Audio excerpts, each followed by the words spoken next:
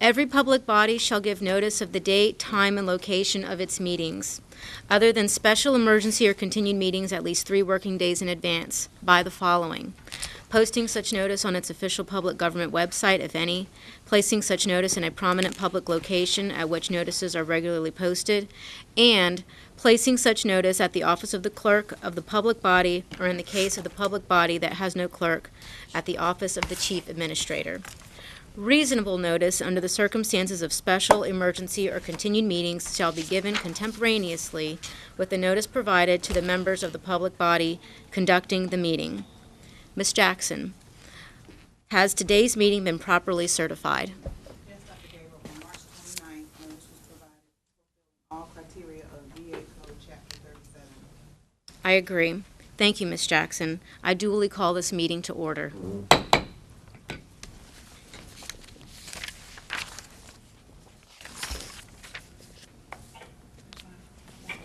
First item on our agenda is a request by Mr. Carlos Clayton to participate in the meeting electronically due to a personnel matter pursuant to Virginia Code Section 2.2-3708.2 and School Board Policy BDD. Ms. Jackson? Use their mics.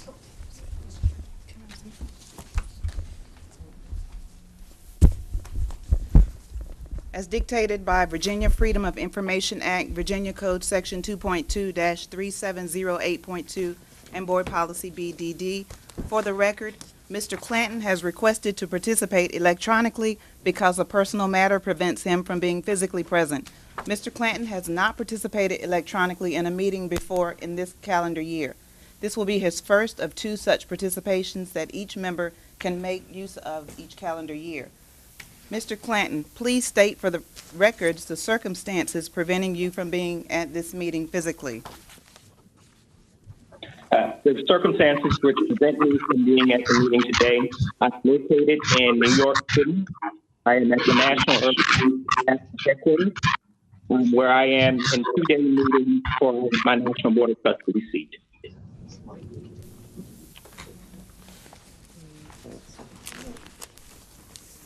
I couldn't hear him. Could y'all hear him? Yeah.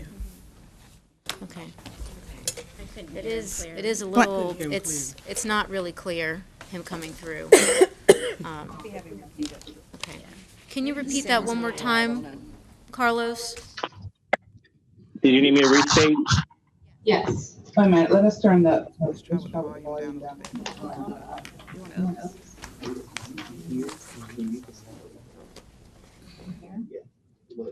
Upstairs, no.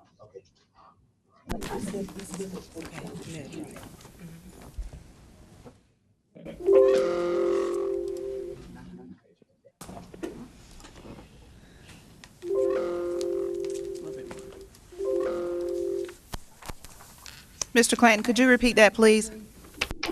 No problem. Can you all hear me clearly? Yes. Yes. All right. I am presently here in New York City. I am attending a 2-day session for the National Urban League, as I am a member of the Board of Trustees, which prevent me from being in the physical location in Norfolk, Virginia. Mr. Clanton, please state again the physical location from which you are participating.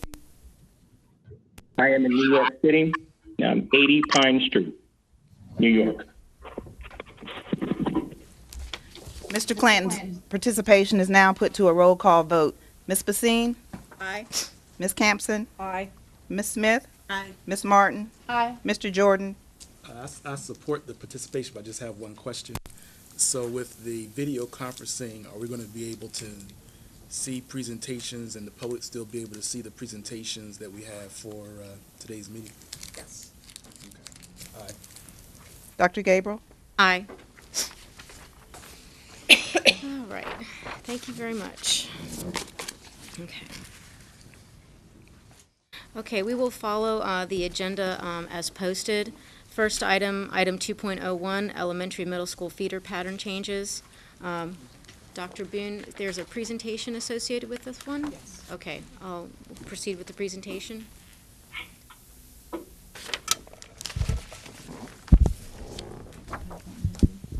Good afternoon, Dr. Gabriel, members of the board, ladies and gentlemen. Earlier in March, we had before the board a potential vote to address the feeder pattern for 3 of our elementary schools, moving from Lake Taylor Middle School to Norview Middle School. At a point, we realized that there had not been enough opportunity for parent input. And so I requested that the board delay its vote until such time we could hold additional meetings at the schools and allow parents opportunity to provide input that they may have into the process. We scheduled those meetings, and subsequent to that, they were held. I'd like to ask Ms. Chavis and Dr. Bailey if they will take the lead on this particular presentation. I was unable to attend any of these due to illness, and so we will bring the board up to speed in terms of what happened during those meetings and then go forward with our recommendation. Okay, thank you, Dr. Boone and members of the board. And also in this discussion will be Mr. Dennis Fuddy from the Assessment Research and Accountability Department. What you see before you, or what we have posted on board docs, is the presentation that was shared at our community meetings. We had 4 community meetings from February and March, and so the presentation is just for information for you, for some of the board members who were not able to attend any of those community meetings. This summary table, just quickly to share with you the 3 schools that are involved in the transition of Lake Taylor Middle School to Lake Taylor School, grades 3 through 8. Coleman Place, Ingleside, Sherwood Forest. What you see under current 2018-19 is just the percentage of those students at that school that attend the middle school. So if we took, for example, Ingleside, all of their rising 6th graders attend Lake Taylor Middle School, and that is how they're currently assigned. For Sherwood Forest, 13% attend Lake Taylor Middle School, while the other 87% of rising 6th graders at Sherwood Forest attend Norview Middle. And then going on to Coleman Place, you see that 50% of their students go to Norview Middle, 25% go to Azalea Gardens, 23% goes to Lake Taylor Middle School, and 2% attend Ruffner Middle School. And that's just really to refresh your memory. And so if we could also then go to the second presentation that has some brief notes from our meeting. Do you have any questions before we move to the second slide? Okay, good. So certainly this conversation related to Lake Taylor Middle and transitioning started back in the fall.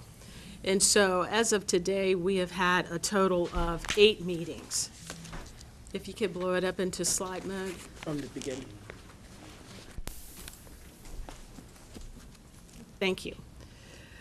And so what we have done is we have taken notes with respect to the types of questions that were asked at each of the 4 meetings that took place in February to March of this school year. We had some students that participated in the meeting at Coleman Place.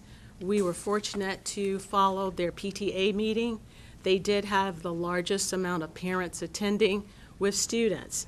And so we found it interesting and to note that we had some students who had questions. And those questions were along the lines of the impact on attending a specialty program or an honors program. Could they still be in an honors program? And certainly the question is yes. Some of those students have been accepted into a specialty program and they will not be impacted by this transition. Other questions asked by parents about class size and the capacity of Norview Middle School accommodating this transition of students. Questions were centered around the budget report recently submitted, not only to you, but over to City Hall. Does it support this transition? Will there be an expansion of specialty programs at the middle school? What about transportation? Will transportation be provided for all schools? A question about why Ingleside? and then about diversity. What I will just reiterate for the board that initially in working with cooperative strategies, we started down this path in looking at not only our enrollment and declining enrollment, we also looked at facility index, which is looking at the conditions of our buildings, as well as utilization. And when we looked at utilization, we found that we had a middle school that was roughly about 50% utilization. And so therefore, we were asked to explore options in that area, which involved looking at the feeder pattern, which was already an initiative given to cooperative strategies to look at for Norfolk Public Schools. And so therefore, the options were presented, which affected Poplar Halls, Fairlawn Elementary School, and Ingleside Elementary School, Coleman Place, and Sherwood Forest. Next slide, please. Thanks. So we thought it would be important to note or to share with you the various opportunities that have been taken to share information with the parents and the community. And so I'm not sure how many of you are familiar with Class Dojo. Okay, so that is a way for teachers, classroom teachers, to communicate directly with parents and back and forth. Information certainly has been shared among the various lists that you see before you. And again, I will close out my comments at this time that we have had 8 meetings that has talked about Lake Taylor and the transition. It has been coupled certainly with the start time and some of our meetings that took place in the fall. So, Dr. Gabriel, we wanted, again, to be clear that we have afforded a number of opportunities for parents to make sure they could have input. Additionally, as Dr. Bailey indicated, the Class Dojo conversations among and between parents. The principal at Ingleside also held a separate meeting where parents could come to outside of the meetings that administration hosted. And so, giving that information, our recommendation stands that we ask the board to adopt the change in the feeder pattern for rising 6th graders impacting Sherwood Forest, Coleman Place, and Ingleside schools. I want to also, in the very first slide that Dr. Bailey shared, she talked about the numbers of students that were impacted, and you saw in some cases we were talking about a couple of students. Yes. And so that was that level of impact. The question did arise both in the meetings as well as through information that the board and I have received, a question about could some folks be grandfathered in since the current 6th and 7th graders would stay at Lake Taylor Middle. And so we've done some research on that and can look at that in a case-by-case basis because there is some transportation that will be provided for those current 6th and 7th graders. That could be a possibility. We have to manage our numbers and watch that. The question also came about in terms of what would athletics look like at Lake Taylor Middle going forward. Athletics would remain exactly the same, with Lake Taylor School having its own athletic teams. Currently, the students from Rosemont participate with Lake Taylor Middle. You know, students from Southside STEM participate with Ruffner, and so we already have some sharing and pairing of schools that don't have the large enough numbers for a school to field its own teams. Given the projected enrollment and the configuration of the school initially as a 3-8, and within a couple of years or so being a K-8, there is no need for us to make any adjustments at this time into the athletic programs. So I also wanted to share that with the board. Okay, thank you. Thank you very much. So this vote was originally set to take place a while ago, and we decided to decouple it from the decision of the Poplar Halls and the Fairlawn and Lake Taylor decision because of the feedback that we received from the community about feeling like there hadn't been enough outreach to them specifically about how it would affect them and their rising students. And I appreciate the presentation and the meetings and the extent that the division has gone to try to seek out some information. However, several concerns are still coming back, specifically from the Education Association, for example. And I think that in order for us to get the most feedback from teachers, parents, and community members on the middle school feeder pattern, in addition to the meetings that have already been done, a survey would be appropriate at this time. And therefore, I would ask the board to delay this vote until April the 24th, and I would ask that the superintendent to direct the superintendent to have the staff prepare and post a survey by the end of the day on Friday, and to have the results of that survey for the board to review prior to the spring break. That way, we can say that we have done our full due diligence for the community members, the students, particularly the ones at Ingleside, who will have 100% of their population going to Norview Middle, which is a great school. But this will give us the extra comfort of knowing that we have done the most outreach that we possibly could for our parents, our teachers, and our community members. And so I ask this of the board today. Madam Chair, I have a point of clarification. Mm-hmm. You're asking us today to post a survey by close of business on Friday, and I'm not sure what questions you're asking because we could probably do it by Monday or Tuesday, but Friday is an unrealistic expectation to develop a survey that can give us valid and reliable information and to communicate that it is available to people and what the window would look like. So I would need specific information in terms of what questions the board is seeking information from as we work, if that's the desire of the full board, to build a survey.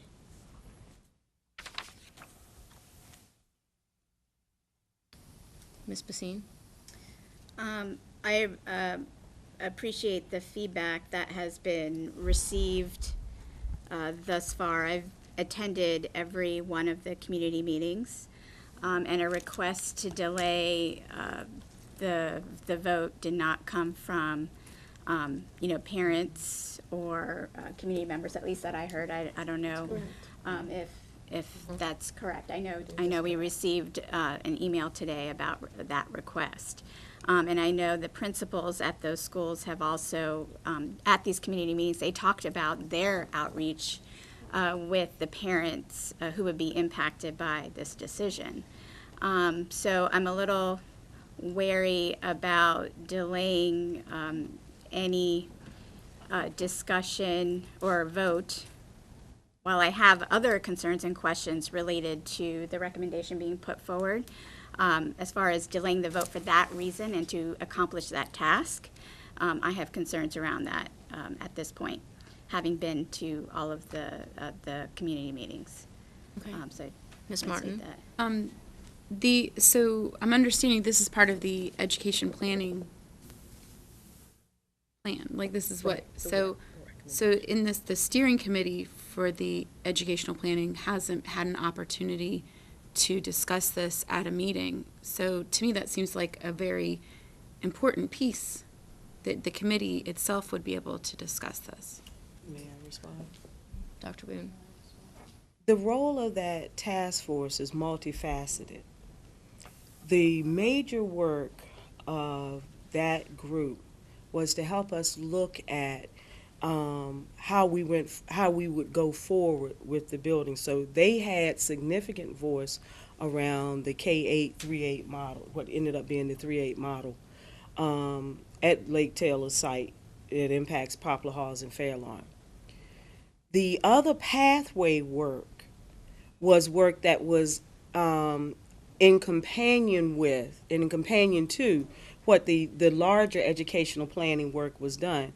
And if I'm correct, Dr. Bailey, I believe that was discussed, the pathway goals were discussed back in the fall. Yes, that is correct, and the Lake Taylor Middle School transition was also part of the discussion along with the school start time. And so in advertising for the community meetings, I believe we also invited all task force members to participate, and I believe that some did when we had the meeting at Lake Taylor Middle School. There was also representation at the Ingleside meeting. And if I may also, with the question did come up from the EAN president regarding delay in the vote. And what we shared at that meeting was, as Dr. Boone shared when she brought before the board, that she could extend it as far as this meeting because of concerns with scheduling that needs to happen at the middle level, and to give and this was also mentioned at that time, to give every student that will be then moving to Norfolk Middle School the opportunity to also be scheduled with the students at that school currently. So the scheduling came up and was shared with the community. Ms. Campson? Go, I'll go ahead. I appreciate the fact that Dr. Gabriel is being concerned that all the parents and citizens have an opportunity to have all the information available. And I support her in that, because I think that we want to be sure that our parents know that we're taking the time to give them all the information that they need. And the superintendent has gone out of her way to make many, many opportunities available to them. If we still are having concerns and they're asking for a couple weeks, I think maybe that's something we should at least talk about and think about, because we are a team with our parents. We're a team with our teachers. We're not acting here in isolation of what they're asking us. And since they do see, and I think whenever we got a lot of letters in the last week, and including the one this morning from the EAN. EAN, thank you. I wish he had sent it sooner. I agree, it came very, very late. However, I do feel that there still seems to be so many people, and a lot of times it's because they're just never going to agree. But it seems like one more gesture. We didn't have a survey. I don't know why we didn't think of that, but to do a survey, let it run, and I can see maybe Dr. Boone needs until Monday, and that's a perfectly reasonable request, and run it a few days. If you open it up, and then you can close it down at the end of the day. Thursday, you don't need to run it forever. And I'm just saying that I think anything we can do to make our parents and our citizens understand that we're open to their input for as long as we can. There has to be a deadline. Yeah. Obviously, you have to make a decision and move on.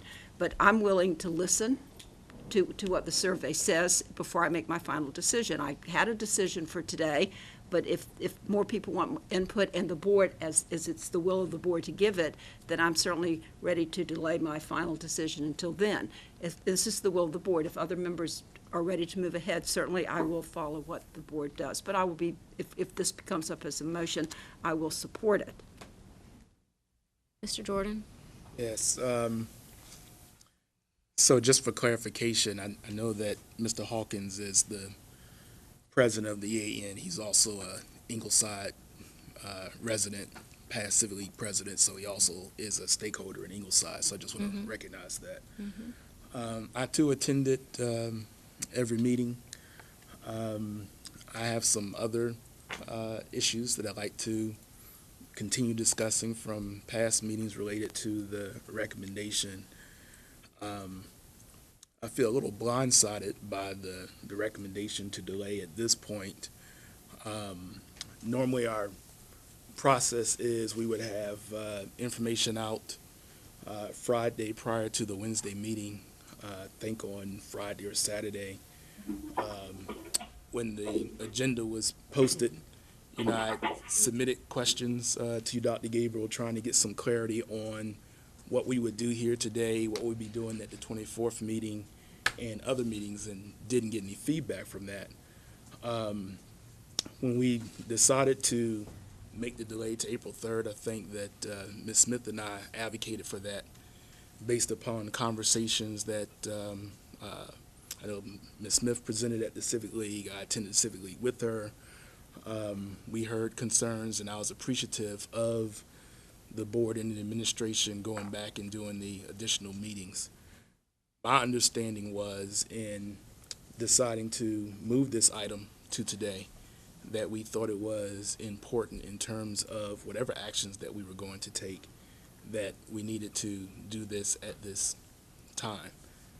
I think we underestimate the impact that decisions like this or recommendations like this have on the administration, the cost, the time, the surveying. I don't know what it is that in particular we are asking additional surveys to, for. I think I would like to move forward with the conversation, be able to hear from board members how they feel about the recommendation. If after the conversation it's the will of the board to delay, then so be that. But since this is a work session and we just decide to put this item on the agenda for vote because of the special circumstances, I like for us to have a work session discussion, and at the end of that discussion, the desire is to delay, then we can go in whatever direction the board decides to go. But I would ask we have opportunity for a work session discussion based upon the presentation, the feedback, and thoughts that board members may have about the proposed recommendation. Okay. Mr. Clanton?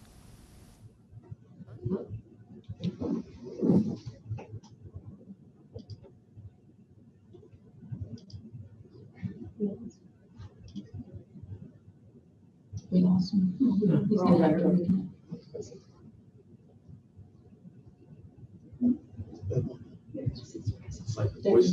The voice is there. There you are. Okay, he's back. Okay.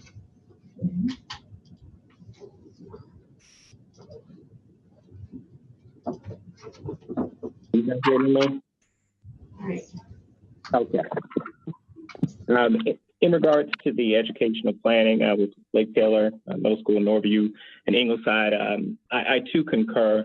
I've spoken with several parents, emailed with teachers, several members of our community, and I strongly feel that the more opportunities that we can offer individuals to provide feedback helps us as a decision-making body to be able to make those decisions with the most accurate information. So what Chair Gabriel is actually placing before us, I agree with. I think that we should delay it just a little bit, get this survey, get an additional layer of information. But I'd also like to encourage and respect that if we were to take a vote without a delay, my vote would probably be no. Not because I don't think that it's a great, I don't think that the plan works, but I strongly believe that we need to look at this as a citywide. As I know we're doing educational planning, I just feel like this was kind of pushed in. I know that we're doing one piece, but I think that this conversation and what we're doing here really places us at a place where we should be looking at a holistic citywide view of feeder patterns and where our students are going. So with that, I encourage, and my vote would be to table it, to postpone it, to allow time for the superintendent and administration to generate a survey to collect additional information, and then once we've had that information, potentially for us to be able to move forward with the vote on our next meeting. So that's what my feedback. Dr. Boone, then Ms. Martin. Again, I hear all the discussion. I just want to remind the board a couple of things. One is the district-wide feeder pattern piece has been well presented to both this board and previous boards by Tracy Richter.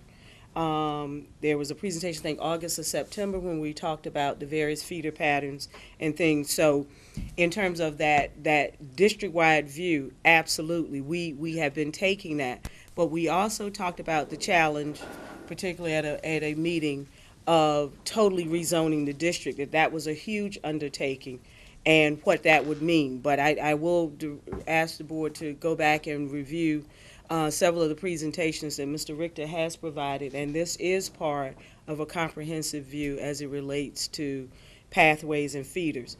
We'll also remind the board that the first iteration of this occurred this current board, and it dealt with the middle school students from St. Helena moving into the Blair and the Maury pathway. So this is like the second place that we've moved into this, but this is not the initial place and not the only place. So we've been very transparent about that. Ms. Martin.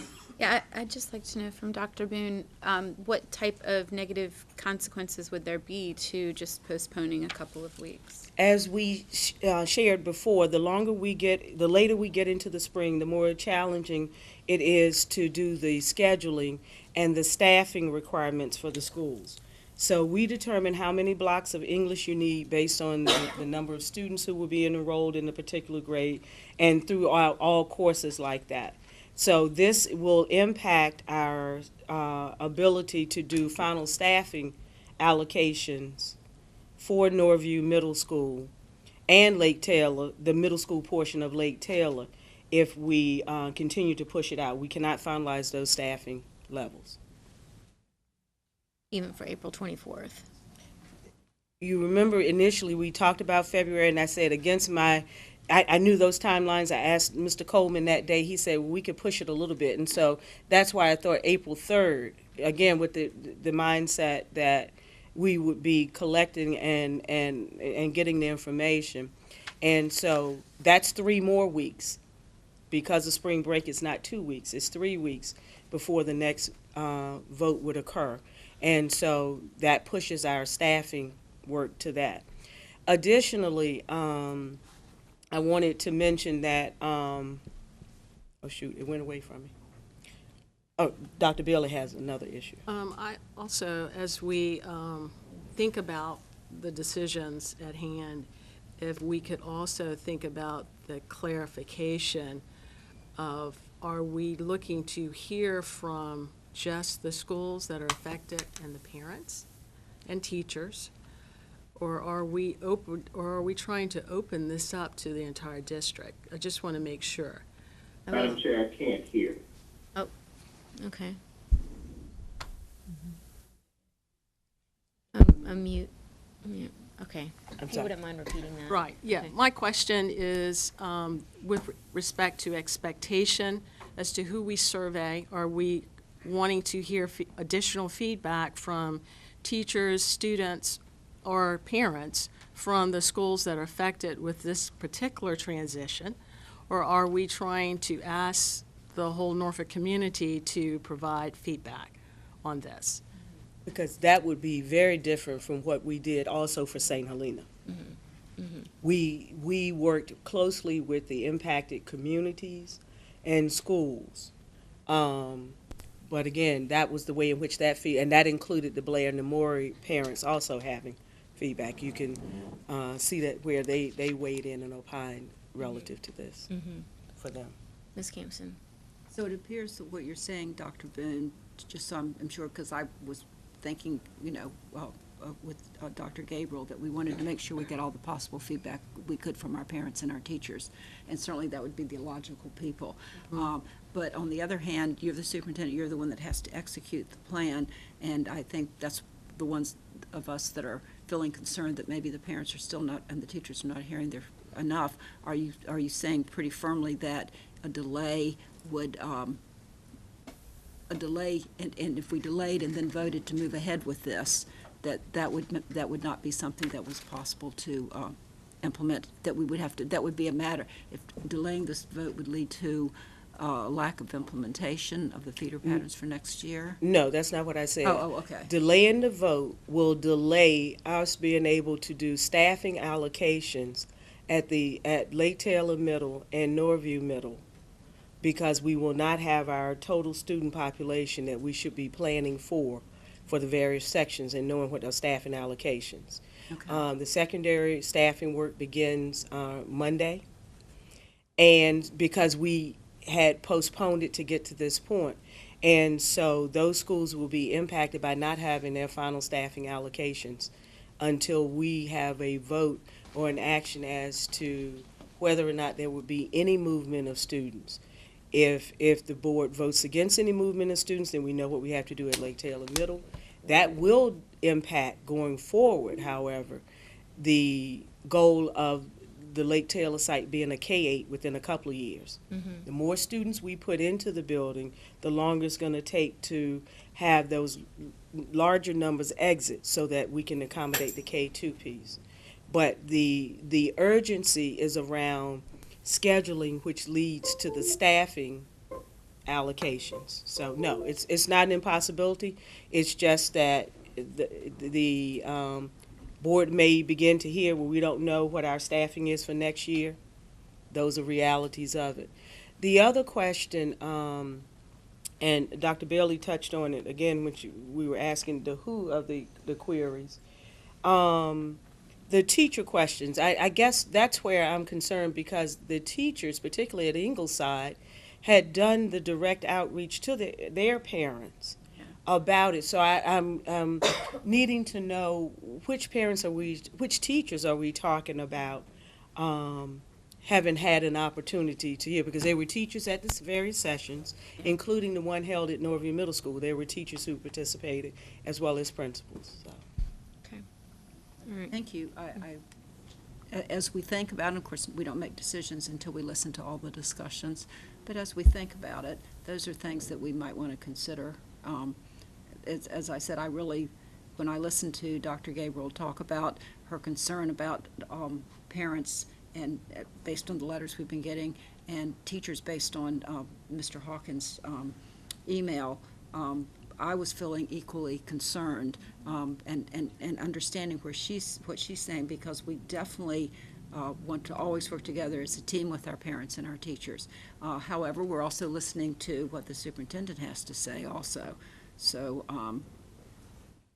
I'll just throw that out there. I'm kind of Trying to understand right, the and I consequences. think we all are trying. We want to make sure that our parents and our teachers feel heard, that they feel part of a team.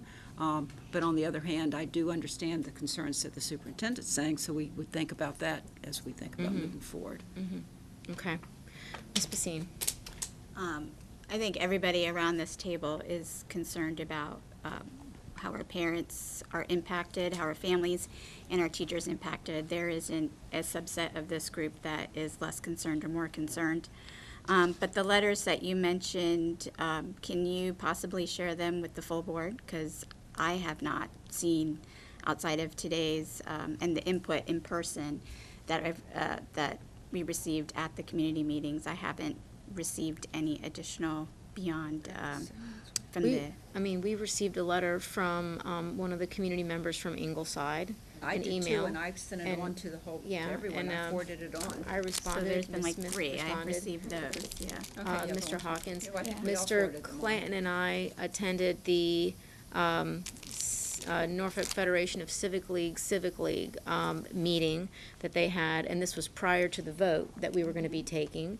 And so that's why we said, let's pause, let's separate the two, let's go back and get some more community feedback. But it was, for me, I already had my decision made, but the email from Mr. Hawkins Okay. warranted me the That was- pause. I just wanted to be sure That's I what didn't warranted miss me the any other pause, emails. because while at Coleman Place and Sherwood Forest, it is a smaller section of kids, it's 100% of the students at Ingleside. And he is a past president, and he is very active in his community, and I don't Absolutely. think that. And he's a I task force don't- member. Yeah, and he's a task force member, and Absolutely. so. I understand that. When he rings the bell or raises a red flag, I'm listening. And that was what happened to me today. Right. So, But our parents are equally as important as they have their children are yeah. impacted. yeah. And we're talking about 66 fifth graders that will At have the Ingleside. potential at Transition. Ingleside to transition into which some of them will also choose specialty programs. But as Mr. Jordan also alluded, I would like, as a work session, I have other questions before we Take the vote? Before we take a vote, whether to maintain taking a vote today or delaying it. I have some other Questions related to this, Okay. the feeder pattern discussion that I would like to have time for us to discuss. Okay. So, So then, Mr. Jordan. Yeah, just for clarity. So I'm rereading the email that came from Mr. Hawkins, and he had sent this before, and he's spoken to it at meetings. So again, I just want to repeat that I attended every forum. I attended the Civic League meeting.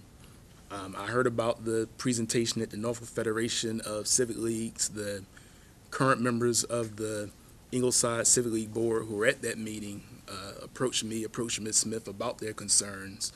That was one of the reasons that Ms. Smith and I came and recommended that delay. The email that came from Mr. Hawkins indicated that he was bringing forward his concerns as a member of the steering committee. It doesn't mention that he's bringing these concerns on behalf of the EAN. So unless I'm misreading the email, I just want to make sure that as I read it, these are his concerns as a member of the steering committee. I don't see anything in the email that references concerns about teachers. Additionally, I just want to reiterate what was said a moment ago.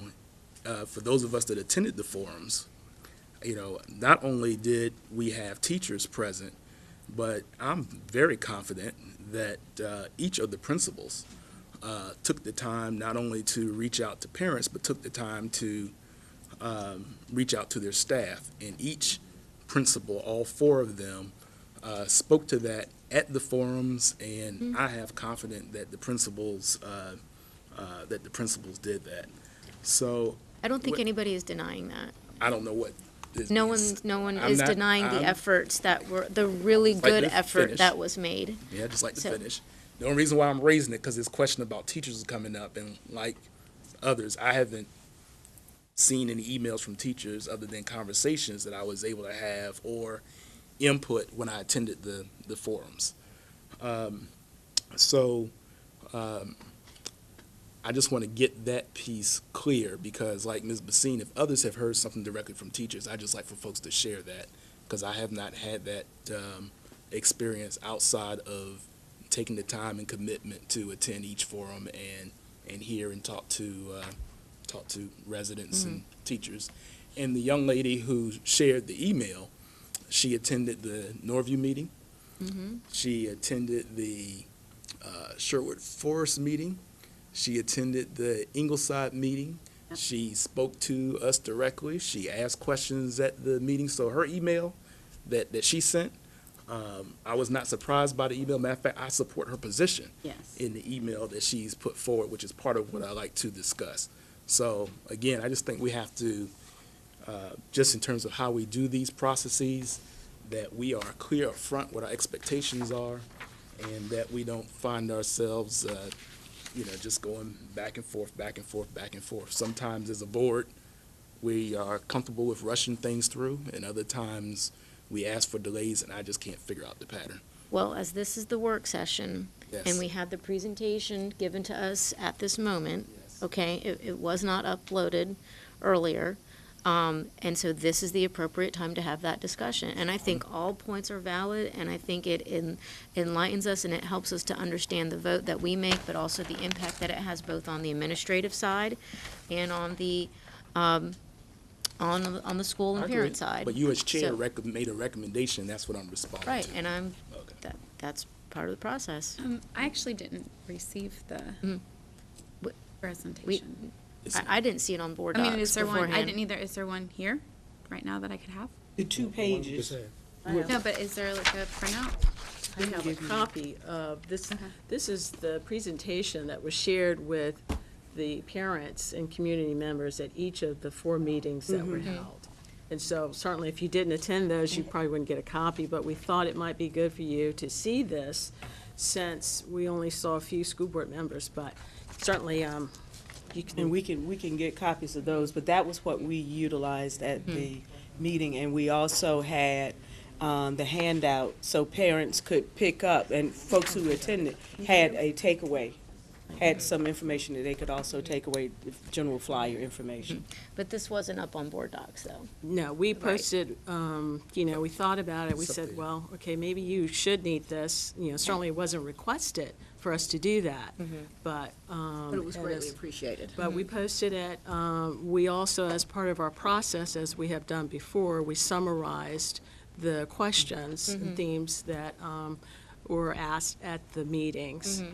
And so that is the 2-page slide that we have up there, just to let you know what were the types of questions that parents had during those meetings. So let's do this then, for the sake of time, since there are other questions related to this vote, let's discuss those questions and then bring this to a conclusion. Ms. Pacine, Mr. Jordan, you had questions? Ms. Smith? wants to go first? Let's do Ms. Smith first, okay, since she hasn't. Dr. Boone, you mentioned that case-by-case attendance to Lake Taylor Middle School would be considered. Who would that be applied to? Which students? The rising sixth graders. That From case, all three schools? yes. Okay. And We would do that, again, recognizing it's only 2 students from one school. Right. It's only 9 total that we're talking about that are currently enrolled in K through 5. There are 2 that are rising sixth graders. But particularly the Ingleside, because in the proposal as we presented to the board, we would, current 6th and 7th graders would continue at Lake Taylor Middle, so we weren't interrupting them. And so that's what allows us to be able to address if there are specific needs that we can try to support that.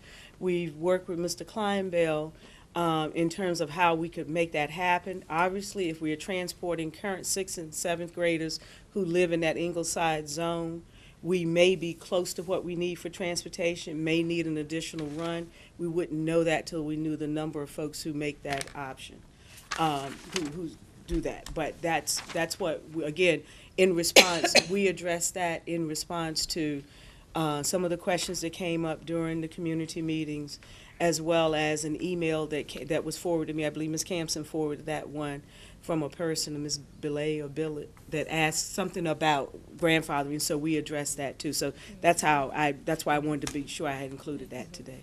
and how will the parents be notified that they have this option? We would work directly with the schools to accomplish that. And with the impact on scheduling and staffing allocations, what window would those parents have so that it doesn't impact the scheduling and staffing? Well, each school has a couple of unique courses, and the majority of everything is exactly the same, right, Mr. Coleman? It is. Yeah. It comes down to elective choices, and in some cases, whether they're taking honors sections or not. Okay, so make sure I hadn't passed it in time. It deals with the elective choices as well as sometimes the honors designations. And so that's that impact of not being able to schedule and staff. Okay. And how soon will the parents have to make a decision? We could work very closely with them. Some of the parents that raise that issue already have a 6th or 7th grader there, and so they were in the queue to make that request. So that was how we were looking at that. Okay, thank you. So just to piggyback off of what Ms. Smith said, you're saying that the rising 6th graders at Ingleside and then the few at the other schools may have the option to opt in to Lake Taylor if they wish. It's primarily the Ingleside, because that was a whole group Yes. piece. Mhm. When we're talking about 2 students and we don't have anybody else who's being served by transportation, Yeah. transportation will become a problem. So they may opt in, but we may not be able to transport them from the other schools. And we've also had some parents who, very honestly, not a slam on any school, said, I'm glad the change is happening. And I think we kept some parents because of that.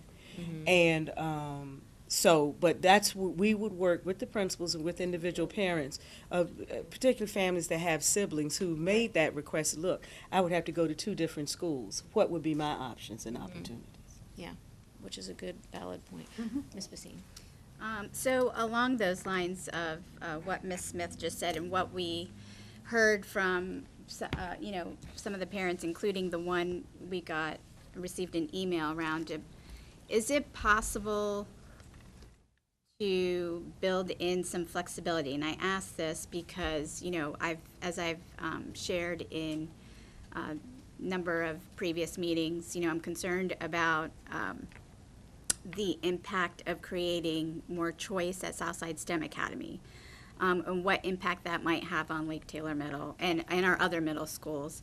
And I also, with the uncertainty of what's going on in the St. Paul's area as well as the Campus Stella, how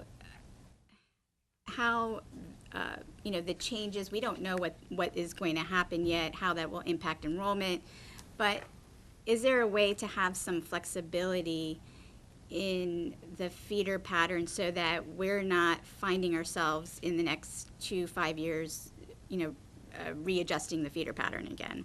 So let me start with the latter portion of your question. We always have a level of flexibility simply because students transfer in and out over the summer and throughout the school year. But we use a projection to be that core of how we begin to staff. So obviously here, particularly at the elementary level, this is when the school board often gets questions when September 30th comes. And we've had students who have more students to move into a particular school zone than had been projected. And a school has a lower enrollment than projected, and we sometimes have to move staff. So yes, we have flexibility built in, and we can do that. But it's not an open-ended flexibility. We have to put a stake in the ground as to what enrollment figures we're using so that we can align the staffing associated with that.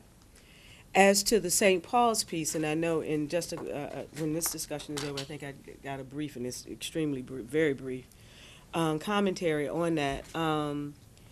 Because, as I've said previously, because those families will be opting for housing throughout the community, the city, as well as other places, we do not have a vantage point at all on the front end of where folks are moving. In our collaboration with NRHA and the city with this People First information, we're working very closely, so I might as well say it now and then it'd be redundant, but we'll be working very closely with them so that once a family has declared its intent to move and where they're moving to, that will be our trigger to begin to ease the enrollment process. But that again is on a case-by-case basis because there's not a replacement community for for Tidewater Gardens. Therefore, folks could be everywhere, and we just don't have an idea as to where everyone will land. Right. So I guess the second, so with that, part of the discussion at these meetings was also included Crossroads. Okay, so at that, it actually increased my understanding of how Crossroads actually operates in terms of who lives in the attendance zones and the choices that they have. So they have the choice, from my understanding, correct me if I'm wrong, that they can attend Crossroads K-8 or Norview Middle. So my question is, could we offer something similar where Lake Taylor K-8 is a choice and Norview Middle is the traditional, middle school option? That's a little bit of what we were proposing with that flexibility. Okay. Not as a permanent and ongoing piece, though, and simply because we will never be able to transition that school into a K-8 if we constantly keep the middle school numbers high enough that we can't bring K-2 in. Right. I understand. That's exactly what we are trying to do now. Then the other piece with the Crossroads, again, is that it was never designed to fully accommodate an associated attendance zone. And so any year that we have more than the number of entering sixth graders than we have seats who have a desire for that sixth grade, we will have to implement a lottery for that sixth grade. It has worked out so far because of parent self-selection and other things. But that's always a possibility. Okay. Jordan? So I support the request that came from the parent, the email that we had, what Dr. Boone was just referencing, in terms of providing the Ingleside attendance zone with the option between Lake Taylor, K-8, 3-8, whatever it is, and Northside Middle is the option. Part of the feedback. Northside? I'm sorry, Norview. Norview. Okay. Part of the feedback that came from parents stemmed from our discussion when we made the comments and suggestions around Lake Taylor Middle having a focus. So when we said focus, what parents and members of the community hear is specialty. And so part of the question and concern is if Lake Taylor Middle has a focus or a specialty, and if Lake Taylor Middle receives the same type of support that many feel that Academy for Discovery has received, parents don't want to be in a position where they are sent to a different school. The board and the community invest something in this new school, and then they miss out. So I think that we should provide this dual option. I respect Dr. Boone's view, and we have to talk about how that's done. I like for it to be more codified than just flexibility, because I think we should have some timeline that indicates what our plans are for Lake Taylor. So it allows for the parents of Ingleside and others to have a full understanding of what that focus and what it's going to be, so that then when it comes an opportunity, as it's 3 years from now, 2 years from now, whatever the opportunity is, that those parents and that community have the same options as right now we afford Ingleside. The other reason I'm strong on that recommendation is, so when we talk about Southside STEM Academy, you know, the board voted to make that a K-8 STEM school. The board never voted for Southside STEM Academy to have a neighborhood attendance zone. Somehow that just occurred. So what Southside STEM was supposed to have, and this predates Dr. Boone, what Southside STEM was supposed to have was also the flexibility. Because what we said, and I can go back, you know, I pulled up past documents both since being on the school board and prior to the school board, the model that was described around the K-8 was that the K-8 schools would not have comprehensive sports and some other extracurricular activities. So if you wanted to receive those, you were to choose the middle school. And the point behind that was so that for those parents that wanted that, they could choose the traditional middle school, and that would provide space and opportunities for those that wanted the K-8 experience. What we have done over time is we have Ghent, that doesn't have athletics and all the extracurricular. They partner with Blair and Maury. We have Crossroads that I guess initially they were partnering with Norview, now they kind of partner with Norview and ADL. We have Southside STEM that now partners with Ruffner, but that wasn't the original intent because Lake Taylor Middle School was supposed to be their option. And then we have Academy for Discovery at Lakewood that has it all. And Rosemont at Lake Taylor Middle. Yeah, and the reason I separate Rosemont a little bit because Rosemont is like academy Right. versus at least I think, versus a comprehensive school. So I think we should provide this option for Ingleside, especially if we're going to continue it at Crossroads, so we have equity, Ward 6, Ward 7. I also think we need to, as part of this discussion and the agreement with the meetings, we also said we're going to come back and have some greater intentionality around Southside STEM. So I believe we need to have that conversation as well. But the main recommendation that I wanted to come forward with was providing the Ingleside community with the same option that we provide Crossroads community, codified and clear until such time that we see what's going to occur with the focus and programming and eventual complete transition to the K-8 model at Lake Taylor. So then let me just clarify. I just asked Okay. Mr., so I Okay, can and then I'll understand. clarify question. I thought we already voted, so this is only on the attendance zone. We know that we're going to continue to work toward the K-8 model, Yes. all right? at Lake Taylor. So my understanding was that there's not room to have another school there. The reason we're not doing the K-2 at this time for next year, we're postponing it 2 years, is to allow the current 6th and 7th graders to complete what they started at that school if they choose to. If we continue to have all of Ingleside going there or choosing to go there, then we will not have space for the K-2s without putting trailers around the building. And Dr. Boone can correct me here if I'm misinterpreting it, but that's my understanding is why, because once we fill it up with that area, that attendance zone around there, then we would be, and I would oppose anything that, I mean, in a district with a declining enrollment, to continue to have our children attend schools in trailers, which is dangerous as it can be. I couldn't be in favor of anything that would require trailers. I'm hoping we're going to get rid of the ones that are there now. It's one thing to have a rapidly increasing population, and you got to put trailers in before you can build to catch up. But in a declining population, the trailers are something that we're starting to move toward getting rid of already. So that would be my concern with what you're saying. I like the idea of choice. I live in my ward.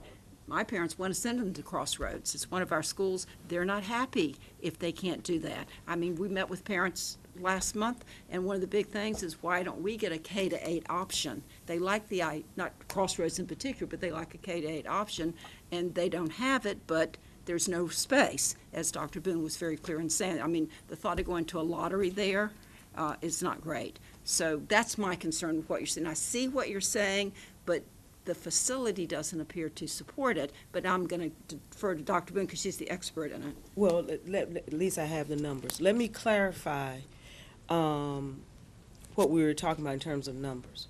A couple of things happened as it related to not converting to the K-8. Part of that was facility, not necessarily the enrollment, but also some adjustments we needed to make to the facility. Right.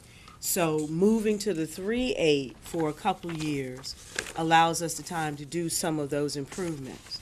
And you're correct, and to allow a certain amount of enrollment to exit and stabilize such that we can do it within the confines of the physical building. Right, because that is our goal. Yeah, my understanding was that by delaying the K-2, we also eliminated the need for the mobiles even for next year. Right. That was one of the reasons I was supportive right. of it. And but going forward, again, so we talk about roughly 62, 65 students, somewhere in that number, that are in this year's 5th grade class at Ingleside. Some of those students, as the questions came up at Coleman Place and others had questions, have applied for various specialty programs, so we know, not all of those students would matriculate there. I spoke with Tracy Richter yesterday also to look at our numbers and things, and we feel that over the next couple of years, if we had to allow this flexibility, we would not impact the long-term goal to be able to bring K-2 in. But we can't bring K-2 in currently without the mobile units because of the size of the 6th and 7th graders. So the current 6th and 7th grade classes. So 8th grade exits, 6th and 7th are pretty large. I think, what do we say, roughly 450 students currently at the middle school? 6 through 8 currently. And so that's that number that we're looking at. So in 8th grade will go out. We were looking at bringing in a smaller 6th grade to go forward, but we do have some flexibility within those numbers to be able to allow us to keep that goal within a couple of years at being a full K-8. But if we push a lot of students in, then that will delay that ultimate K-8. But again, we also take into consideration what happens with the other choices, as Mr. Jordan and Ms. Campson were both mentioning, that parents exercise across the district for the various programs. And so that for just every 6th grade class is impacted by that across the district. So that's what gives us a little elbow room. May I just respond to my friend, Ms. Campson? So I'm with you. The equity policy has long called for us to look at mobile units and to move towards a elimination of mobile units. The 5 to 6 years of educational planning also has looked at that. What I think and what my recommendation would be, if it's considered, was to give, especially if we're talking about delay, was to give the administration to come back and provide some additional updates if we were to go down that path. Because I think that on one hand, I hear how Lake Taylor Middle is underutilized. I understand the plans that we're doing. but also think I'm looking at also from an equity perspective, in that while we don't have the model where every neighborhoods or series of neighborhoods or wards or quadrants or whatever geographical boundaries we want to use have their own K-8, anybody in the city we know can apply to at least 3. Is that right? With transportation, Southside STEM, Southside ADL, STEM, and ADL. again, I'm still not. And parents in my neighborhood are, but the lottery's the lottery. Well, I know. I'm not quite. I still have a little cloudiness on the whole crossroads piece. What I'm saying is I often hear the conversations around neighborhoods and property values and so forth. We're talking about the entire Ingleside neighborhood plus the entire Ingleside zone. So in that 2 to 3 year period that I'm hearing around the flexibility, all I'm asking is that we codify it in our resolution and in our vote, whatever that recommendation that comes forward. Because too often what occurs is we will have conversations like around Southside STEM, like around Chesterfield, like around Ruffner. We will have these conversations, but then boards change, administrations change, and the agreements don't follow through. So I don't want to see the Ingleside community and the Lake Taylor Middle School community have the similar or same experience as we've seen in Southside and some other communities, Ruffner, where Booker T, where promises are made, they don't get codified, nobody remembers them, and then things just go by the wayside. So let me, I'm still not clear, and I need to get back to Dr. Boone for clarification. So so we're saying the Ingleside, that one group, Ingleside, first of all, in your thing, and are you saying forever? It's No, for everything, or it's just for a few years? He's saying thing? until the period of full time, K2 Goes in goes. 2 years. No, actually, are you talking about the 6th graders that are already attending until they Sixth grader, the sixth graders The that would be there siblings. next year was my understanding is the Fairlawn sixth graders. The rising sixth graders from Fairlawn was my understanding, because that starts the K-8 path is with the Fairlawn Right. current fifth graders going sixth grade. They would be the only sixth graders, whereas the 7th and 8th graders would be the grandfather, would be Right. the seventh Fairlawn and eighth people grade. and the grandfather people from the other schools. Mm-hmm. Right, that's my understanding. My timeline was, one, to give the administration time to come back and look at it, because when you look at the numbers, there's the live-in that drives certain things, and then there's the reality. So sometimes Right. we look It's at a the lot live-in, different. Yeah. and sometimes we look at the reality. So I like to give, if we're gonna end up delaying, I think, and we're gonna do a survey, we can get a better understanding of the reality. And if you want to survey the parents, ask them what would they choose. That's what, Well, I that mean, was the that whole was point the of the point. survey, Yeah. was to ask parents what they would choose. Well, I don't know. Well, and I still need the clarification if there's a survey, because, Yeah, Yeah, we- That wasn't clear to me, but I'm just simply. so, but to my point of my conversation yesterday with Tracy Richter, we talked about what are some access points, what did that 6th grade look like? And being able to do the facility transitions that we need to do and balance it out. So as far as numbers, the live-in, both from what he has addressed with live-in, as well as what we're looking at actual 5th grade enrollment, we're in a good place for the next couple years. But to the earlier question, it can't go on in perpetuity and allow us, because, I mean, it could, but it would impact the primary end of the K-8. Yeah, my only point is that my end point was at the time that we are clear on what the new model and focus is for the Lake Taylor School or whatever it's called.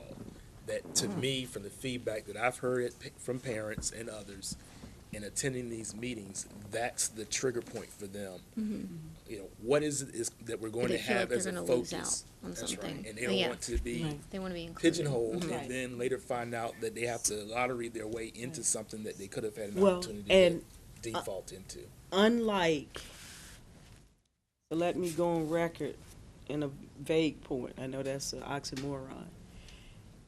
unlike the pattern that was used at Crossroads, because I've stated to the board, I don't think that's the appropriate model that we should have built. Because if the idea of a K-8 is to stay together as a smaller cohort of students, kindergarten through 8th grade, then we should have balanced the building to accommodate K through 8 based on a set class size, and therefore students could go through. What exists at Crossroads is an associated attendance zone because it replaced an existing school. There's an associated attendance zone, but the middle school design, similar to what was done at Southside STEM, calls for potentially a smaller number of seats at middle school than you could have at K-5. So we get to a point at Crossroads that the number of students in 5th grade could oversubscribe the number of 6th grade seats. Thus, a lottery would have to be put in place. It's my understanding that at the time that decision was made, the comprehensive middle school option was put there intentionally to address the smaller number of middle school seats. And so what I'm proposing to the board, unless the board wants to take it in that direction, is that we build it such that we have a feeder pattern that would allow that school to be a K-8, because it's pretty much serving the same communities that it currently serves. Those students who were in Poplar Halls, that were zoned for Poplar Halls and Fairlawn, and those students who were in Fairlawn and Poplar Halls zoned for there, as well as those who remain in a zone for Lake Taylor Middle or will become part of that. Now, I recognize that that doesn't capture yet what we are trying to accomplish with Southside STEM.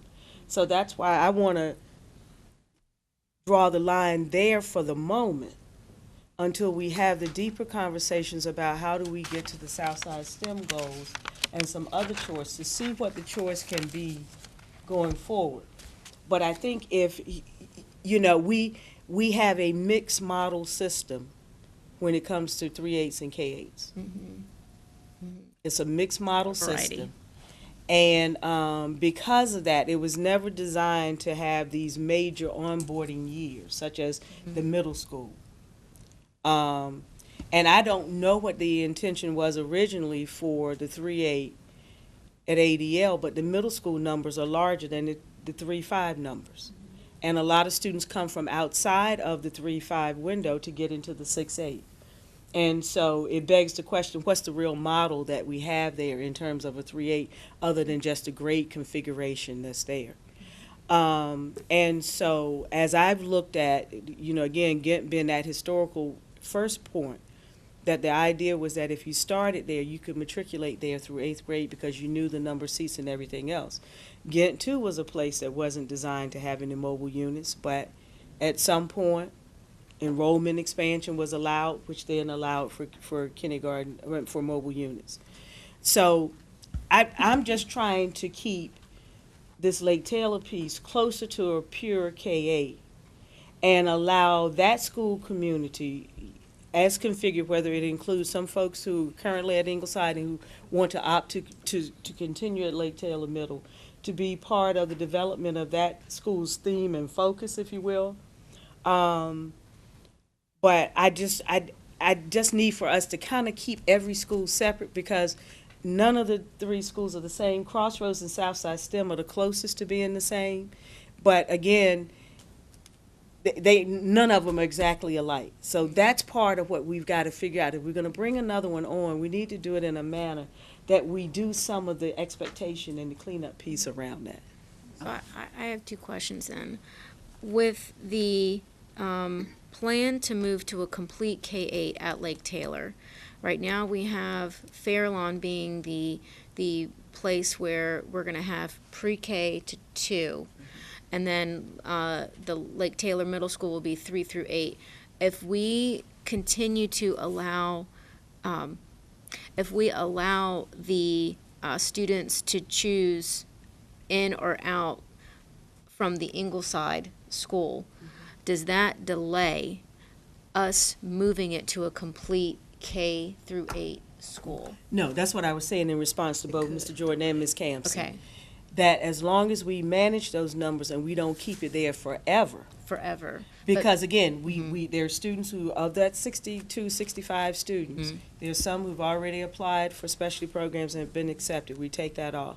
To Mr. Jordan's point about the live-in, that's why when I talked with Tracy Richter yesterday about this, again, we were saying we're still within a place where we can migrate the larger numbers out, even with some flexibility with the Ingleside piece. But that we have to get to a point that transition does occur, or long-term we won't be able to do. And then where does without mobile units. Where does the educational planning team come into this? At this point, once it's a recommendation for the school board, that work has moved forward.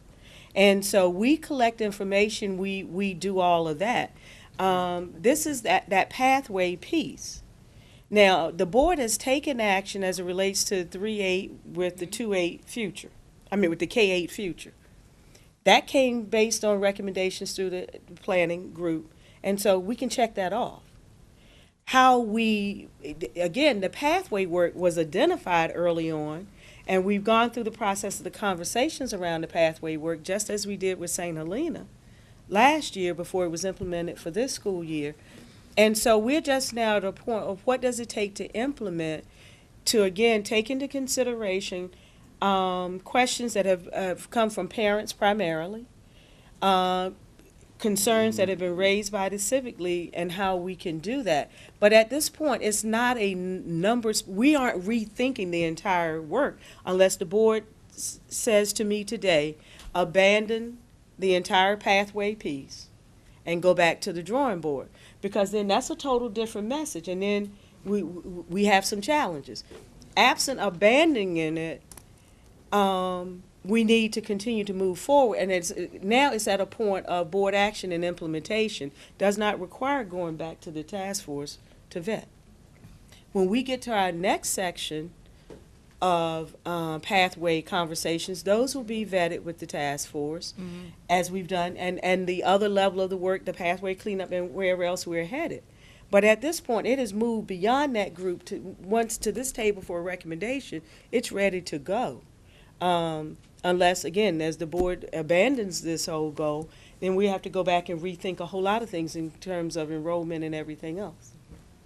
Ms. Campson, did you have? So, to clarify for my own mind, it sounds to me like you're saying, first of all, that you strongly recommend that we take a vote tonight and move on to keep this on track.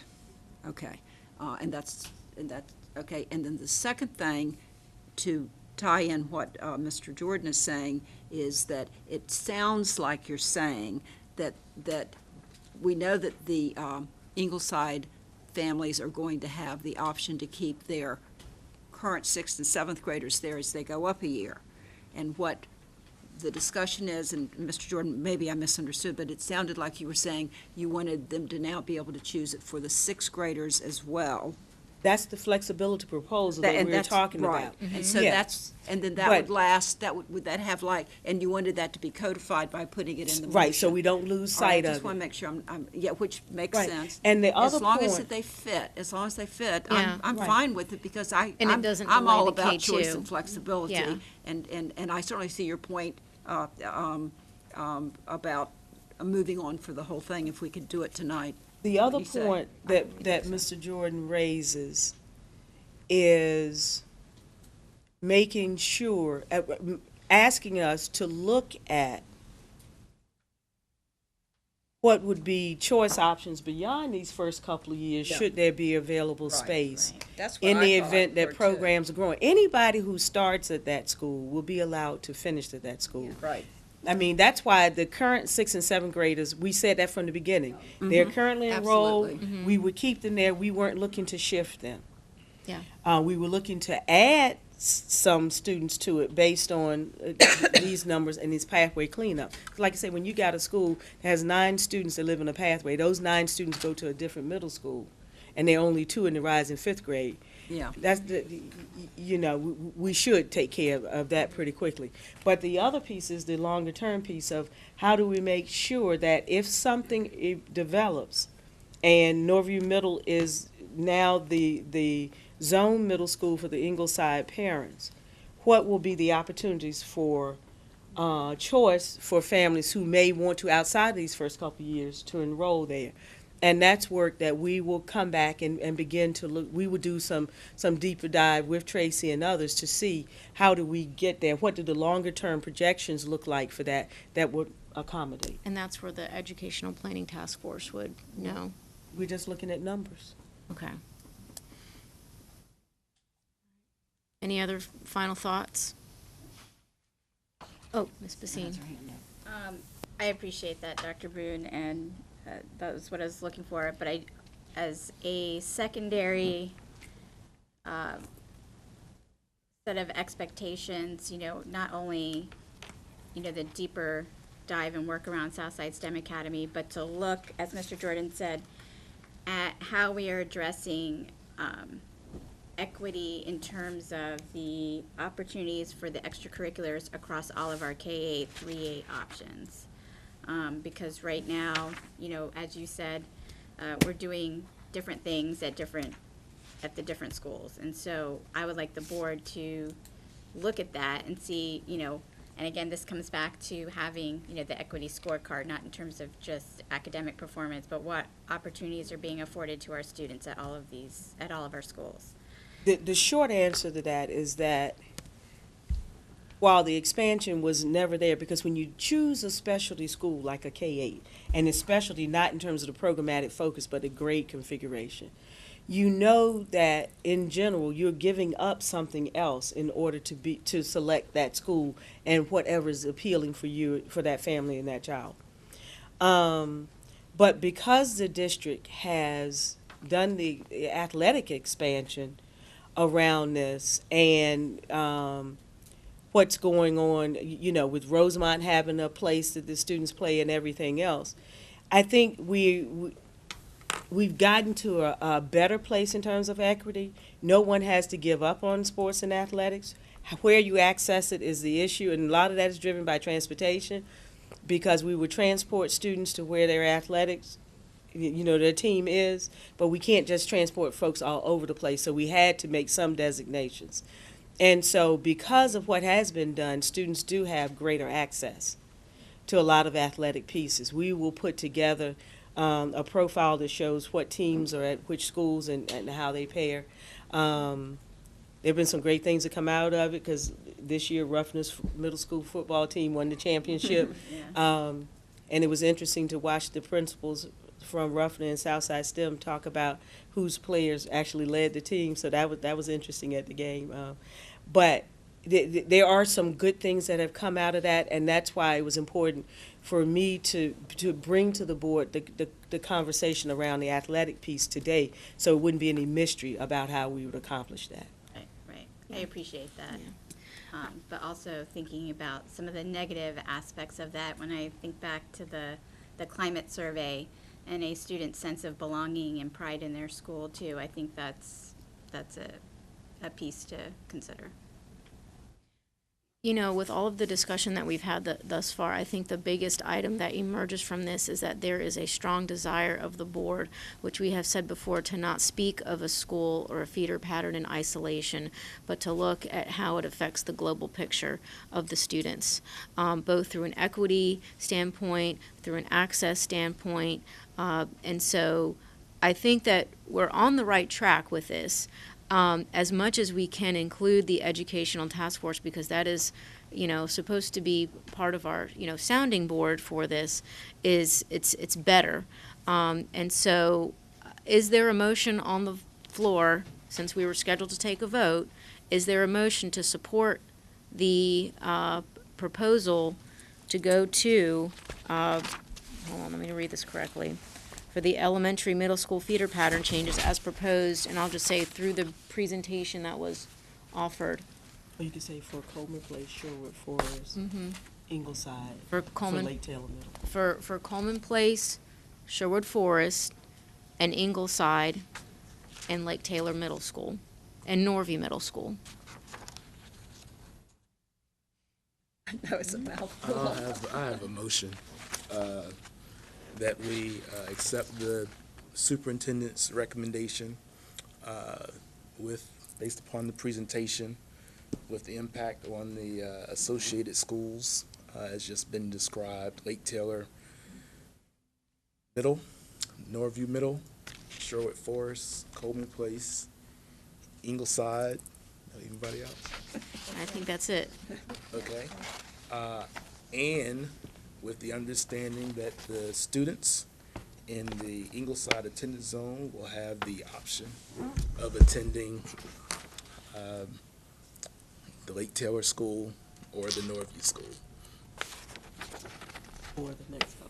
For how Until many? such time, Yeah. until the Yeah. focus and definition of the Lake Taylor School K-8 program has been defined and approved by It's the already board. approved. No, I'm saying whatever the additional, The programming piece. that's my motion. We have Yeah. we start putting focuses in schools, how parents all want their kids Yeah. there. That's a lesson that the Yeah. board should be taking away from this. Just the thought that they're going to come up with a specialty program, whatever it may be, has been such a Program focus and a program thematic. focus. 'Cause Thank you. Yeah. We've got to separate, and I apologize for interrupting And I the should know motion. that because Ocean View was Not a making a motion. maritime focused school. But it's just, it's interesting though how it attracts our parents. So, I just think it's a good lesson. Do you need me to restate it? no, I'd like to make a friendly amendment. I didn't got a second yet. So, I second it. okay, second. If I can make a friendly amendment, then I think it's important for us to put some type of a time frame on it. So I don't mind to say, while there's intentional discussion on focus and theme, if that's Dr. Brune's, words, but I say we say 2 or 3 years, because that gives us a time frame to at least come back to it. Well, I don't have any issue with that. So if they get it done I'm fine with it. Okay. I'm fine. Yeah. So what is this? motion. So this is 2019. Let's see if he can repeat it. So we'll say by 2022. But you were probably about to say what I was thinking. If they get it done faster, that's fine. Yeah. It won't. Yeah. But what, because but we what have- if it's not done sooner? Yeah. No, But it, it will. No, because so. wait a minute, hold up, wait a minute, hold on, just to the question, since we have this, and Yeah, we're front. Mr. yeah. Parliamentarian, Yes. jump in anytime you want to help us out. I hear you. I feel that having the friendly amendment that Dr. Gabriel recommended is going to put some time limit on the work. But we also still have to come back, as the board has discussed, and hear from the administration whatever recommendations may come forward with the Lake Taylor K-8 school. So I think there's some additional opportunity for consideration, and if the circumstances warranted, I'm trying to make sure Mr. Clanton can hear me, if the circumstances warranted, then we can come back. But for now, I'm comfortable with 2022 and as recommended by Dr. Gabriel. So if others want to have comment on that, I'm comfortable with the I'd like to hear amendment. Dr. Boone's comment. Is that fit in with, I mean, That fits in. I That's all I was needed to hear. concerned with when they said suppose it happens sooner, and I was like, no, that won't, because we talk about we have 450 middle schoolers, so it won't be sooner in terms of our saying to the board we're ready to pull the trigger on the full K-8. But it gives the time for that school community to come together with its parents to talk about what it wants to see itself. We talked about its branding or whatever else, and then to come forward and so. so you're okay the way, Okay. which All I right. can't wait for him So- to repeat. So we have a motion on the floor. And We have a second. We have a friendly amendment. Mr. Parliamentarian, do we have to have any type of second with the friendly amendment other than the second? The friendly amendment. I think you have to just agree to it. Yeah, yes. Okay, so, is there any further discussion? I would like to hear it again. Okay. If you don't mind. we're going to, Thinking while you're okay, it's okay.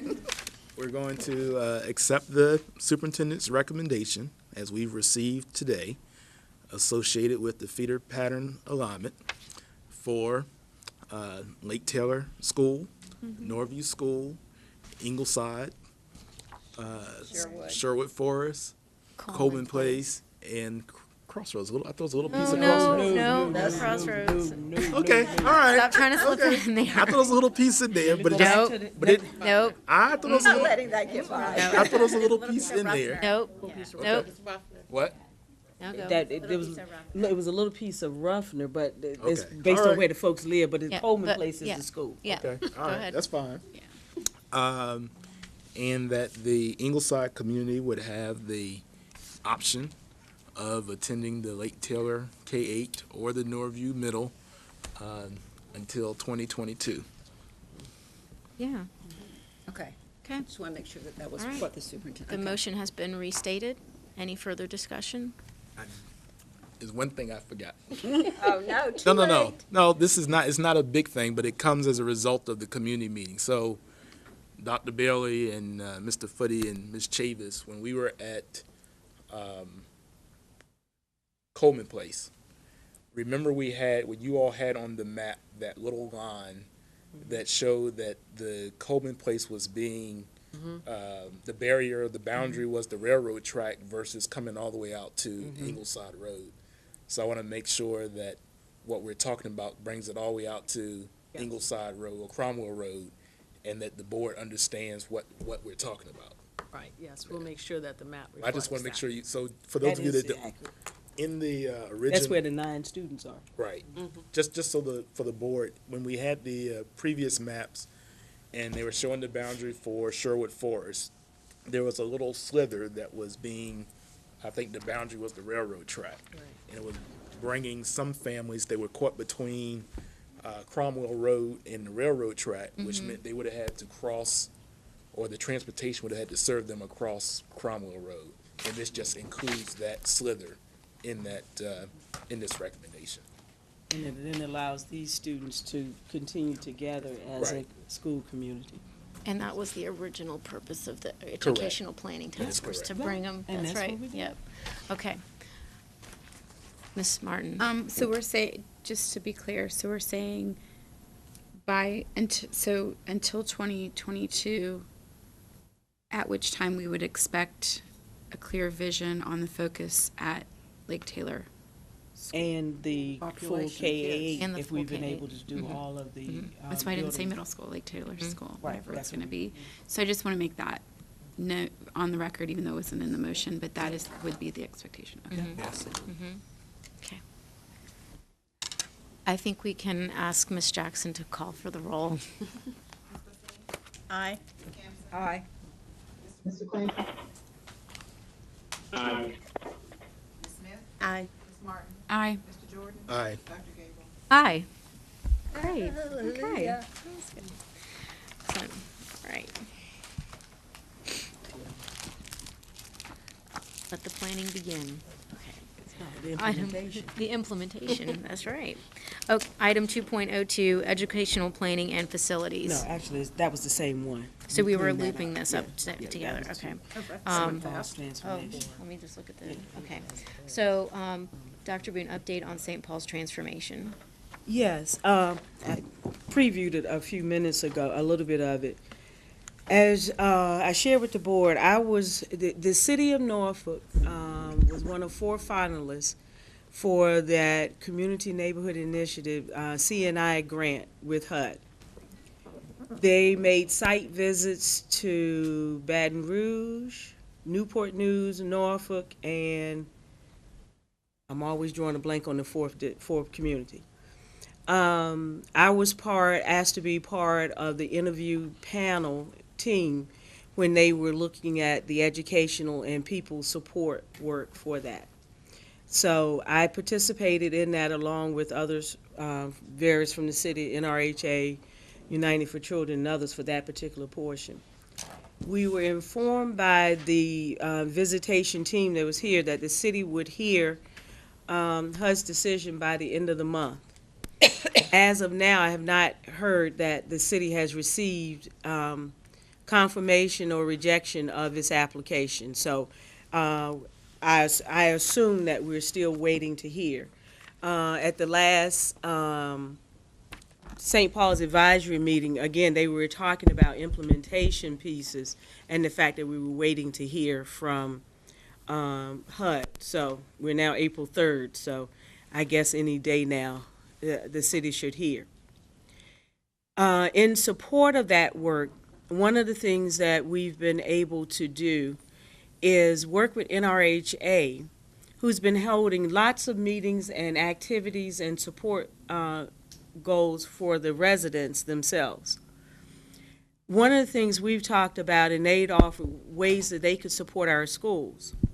And so NRHA is working with the principals of the schools impacted directly within St. Paul's to set up faculty and staff meetings so that they too can be in a place of being able to support children and families about what's fact, what's fiction, what are the actual timelines. So now, between now and the close of school, those meetings will occur. The principals are all on board and eager for that to happen. NRHA has asked that we, they want to support us any way that they can. And so, so that's underway. We've also, through Dr. Birdsong and some of the work with interagency collaboration and wraparound, help connect communities and schools with NRHA, and they're doing some in-community support of youth and families around, this transition and what it means. Until we hear definitive about the grant, there's still some fluidity, whichever is the correct word, of the timelines. You go to one meeting, you hear one set of timelines. You go to another meeting, you hear another set of timelines. We know that when the city is awarded the grant, there could be up as much as 6 months to finally do the contract related to the grant. The city, NRHA, is certainly aware and sensitive to our concerns about when families are notified and what's available to them for moving so that we can better plan and everything else, as I was mentioning earlier.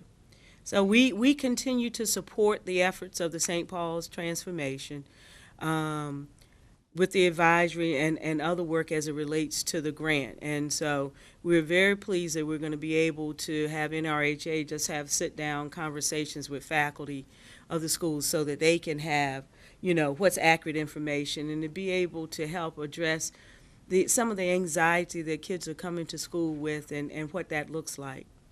We do know that there has been some movement within the St. Paul's area, but it is not directly related to the grant and the Phase 1 transformation. It is related to NRHA has been able to issue housing vouchers, formerly Section 8 vouchers, to folks that have been on the waiting list. And so it just happens to be they're at a point on the waiting list, so they've received their voucher, and there's some movement related to that.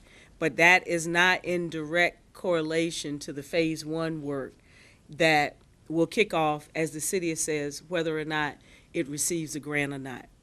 So next time we discuss, I'll provide the board any updates. Should the city receive the grant, I will certainly let the board know. You'll probably find out about the same time I do from the media or something, but we'll certainly let you know that what's there and keep you informed of the various timelines. Any questions from the board? I have some comments. One, I've read every page of the C&I grant application.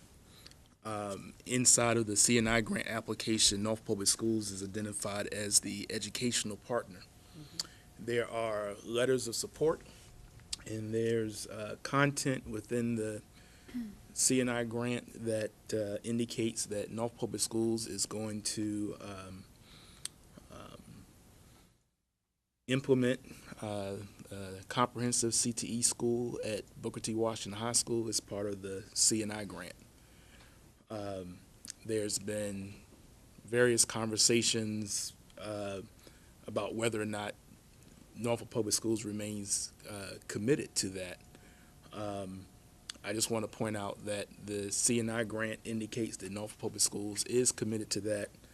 I'm looking at the letter of support from the Greater Norfolk Corporation that also mentions its support of that, and all throughout the document there's references to work that Norfolk Public Schools will do in relationship to the grant. The other thing, I'd like to see if we could request from NRHA some of those points you made, Dr. Boone, in writing. Having served on the NRHA board during the Broad Creek Hope 6, we saw significant enrollment declines that impacted Booker T. Washington and other schools in particular because the families were moved, and frankly Broad Creek has never been completed on the market rate north side. What we did in the past, we had a steering committee and we had education at the table, and we put forward an effort to intentionally monitor and follow the students where they were going and trying to make sure that they received those supports. So I like to make sure that we do that. The last thing I'd just like to mention, within the boundaries of the C&I grant application, which goes from Tidewater Gardens all the way out to the railroad track in Huntersville, there are 2,500 school-age African-American children, most of them low income. Activities there based upon some of the housing strategy that the city is putting forward outside of the vouchers is mostly going to either have families move within that boundary, or there's some housing that the city recently approved for the cigar factory on Princess Anne Road. They have some project-based Section 8 that they're proposing would be a part of the development that's happening on the old giant open air site at Camp Estella. But almost every unit of hard replacement housing is within Ward 7, and it's within neighborhoods that are already impacted by poverty and race. So I understand when the HUD folks came before that they had invited school board members to participate. Every one of the families and housing units that were currently considered are in Ward 4 and Ward 7. And if a future opportunity comes for school board representation to participate on any type of discussion or steering committee, I would like the courtesy to be extended to Ms. Smith and myself to participate, as those are the citizens that we directly represent, even though we represent the entire city. So, thank you. Let me, to one point, there will be an educational group.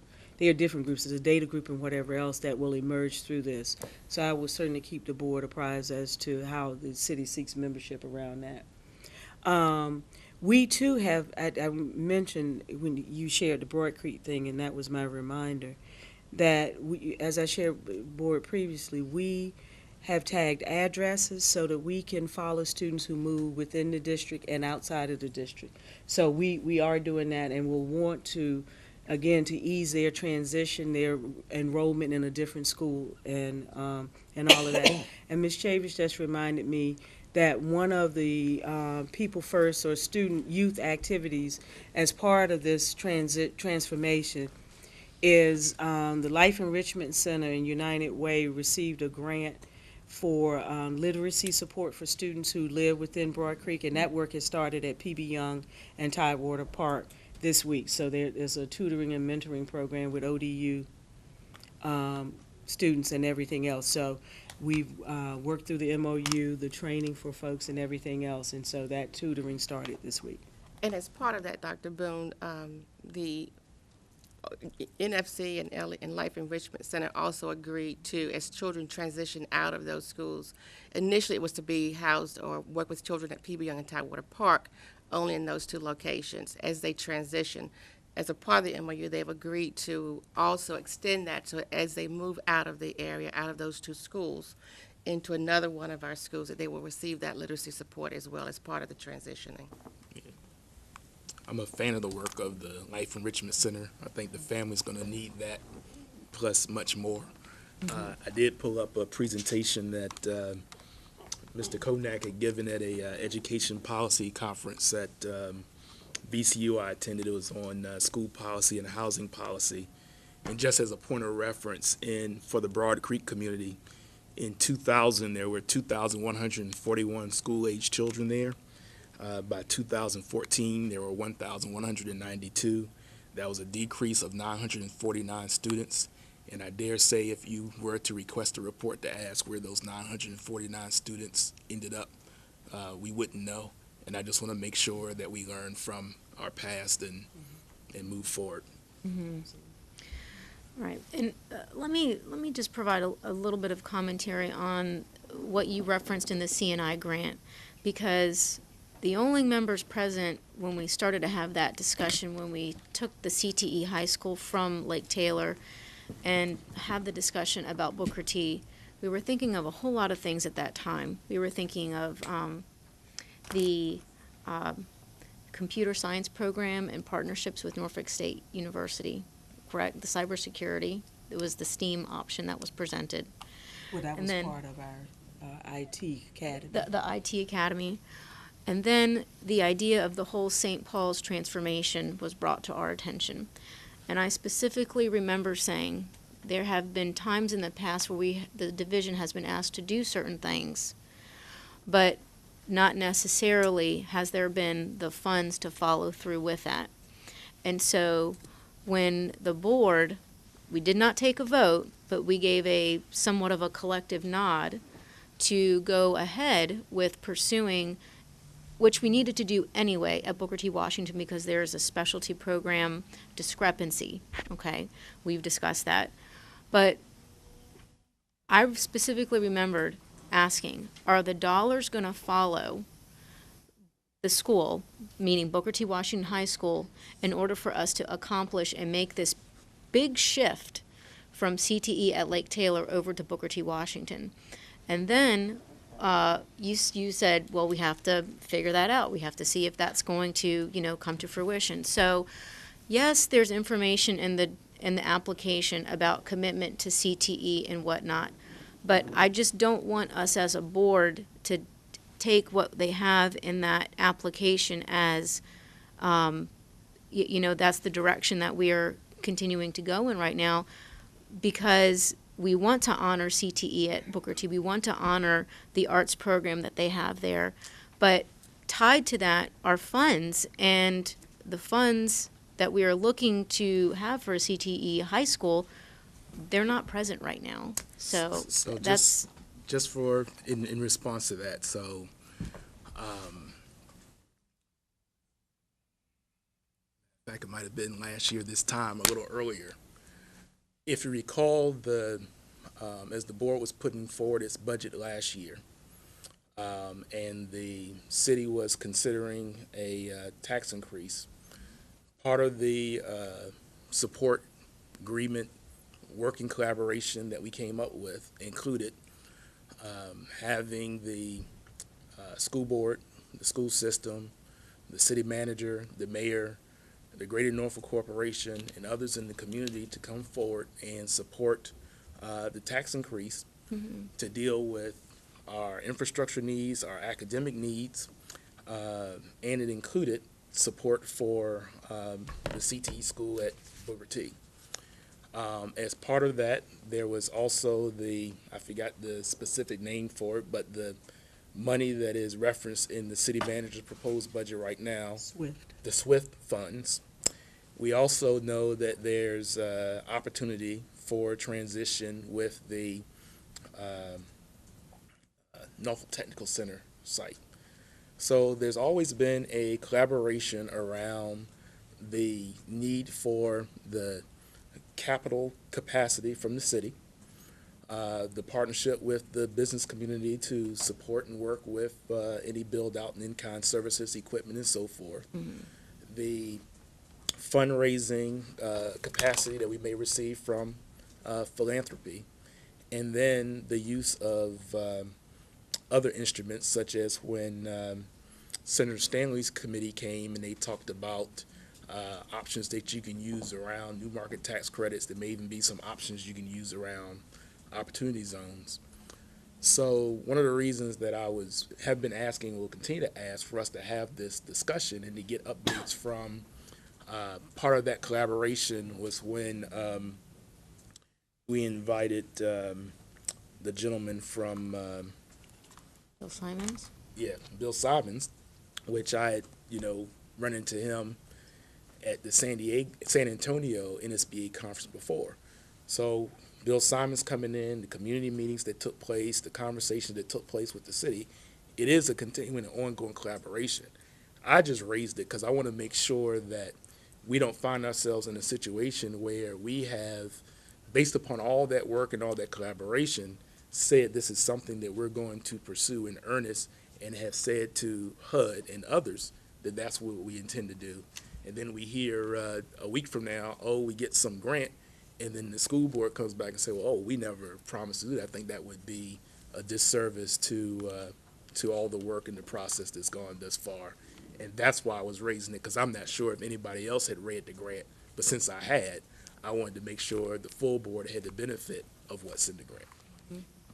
Just in response, the questions that were raised during that panel interview, they reference educational programming. And so what I had to show is what we were doing with our redesign to improve overall literacy and academic achievement.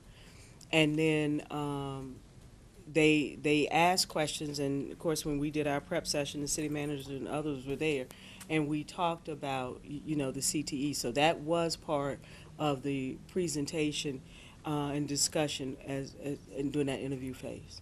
That was part of what they captured and wanted to know about as it related to the interview. Okay. But again, I didn't do it outside of any structure. That was what we prepped for. Okay. Ms. Kimpson? Real quick, I would love to have a detailed discussion of the CTE school. I know the shock that I felt, and people on my side of town who thought that their school was going to be the CTE school. So for a lot of reasons, I'd like to have that discussion. However, it's 5 minutes to 6, and this wasn't on the CTE school discussion. It's not on the agenda. So my recommendation or suggestion is that we get the CTE on an upcoming agenda and move on. Yeah. Anyone else? I agree with that. Okay, so let's move on. All right. Policy discussion, item 2.04. We want to hear about the ponies.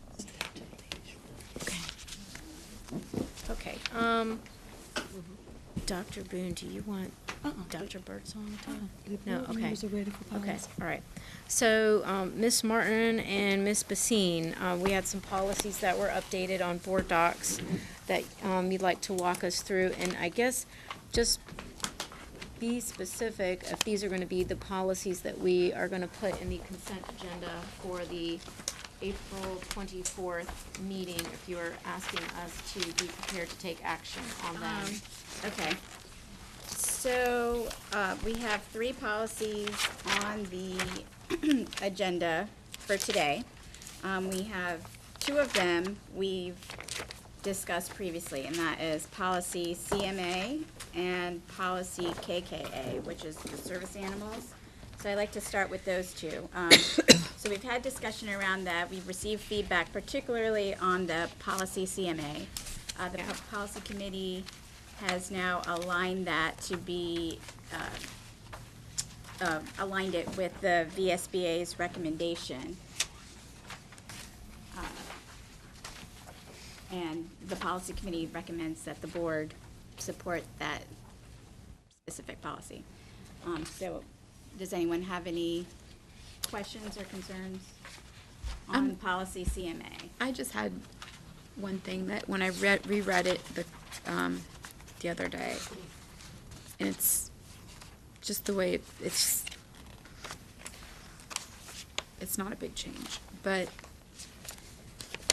I'm kind of So, yeah, CMA, the very first paragraph. The use of the word understandable, it's not measurable. It's not something that we can really say that someone can, you will understand this. So just like another use of words. And I know I should have brought this up before, but it didn't really stand out to me. Could you read that? It says this information is concise, presented in an understandable and uniform format. And then you go down to the end of that, it says in a language that parents can understand. We hope they can understand. So I would say that should be, had the word in my mind earlier, something that should be in a clear form, clear format. I just. But couldn't we make the same argument for that as well? What's a clear format? To me, it's something that's understandable. So, it's, I don't, do you have another recommendation? I just don't know how we can tell parents they can't understand it. We hope they can understand it. Okay, never mind. Mayor, I'm reading it, I'm just reading it with, hold on. Let's see, the Norfolk City School Board annually prepares and disseminates information on the school division and each school division within the division. The information is concise, presented in an understandable and uniform format, and to the extent practicable, presented in a language that parents can understand. Yeah. Comment. Yeah. Go ahead. Yeah, so I think the opening statement is trying to set some expectations. If you go to the section 2 where it actually gets down to the actual school quality profile, and it has in the first sentence, in a manner prescribed by the Board of Education. Yeah. I think once you get into that actual area of the school quality profile, it goes into more detail and specifics about the expectations. If we come up with a different word, I think that's fine, but I think it's more of a preamble aspiration / expectation than it is trying to, you could write and say you wanted it at a certain reading level, but I think it's just more trying to set a expectation, aspiration than it is to try to put the focus on that piece of it versus the focus on the school quality profile piece of it.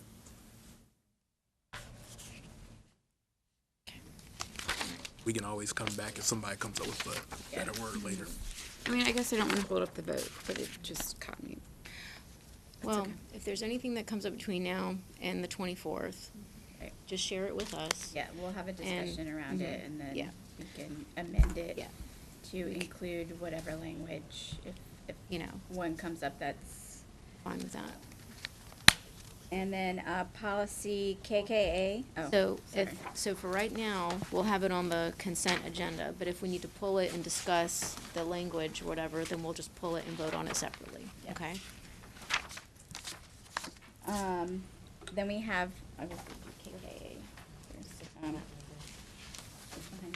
Okay, sorry, my board docs, it's not coming up. You said the service animals one? The service animals one. We discussed this one previously, and the district leadership team has also reviewed it and is recommending this policy. The policy committee did not have any further objections to what's being presented, so we're bringing it forward to the full board to place on the consent agenda on April 24th, unless there's any further questions or discussion on that. Please. We love service animals. Okay. All right. All right. Yeah. So next, more discussion. You allergic? No, they're not easy to manage in school buildings. Oh, they're excited. They excite me. Okay. So next we have policy IKB, which is the homework policy. So our homework policy had not been updated in probably a decade or so. 1990, I think 1999 was the last time.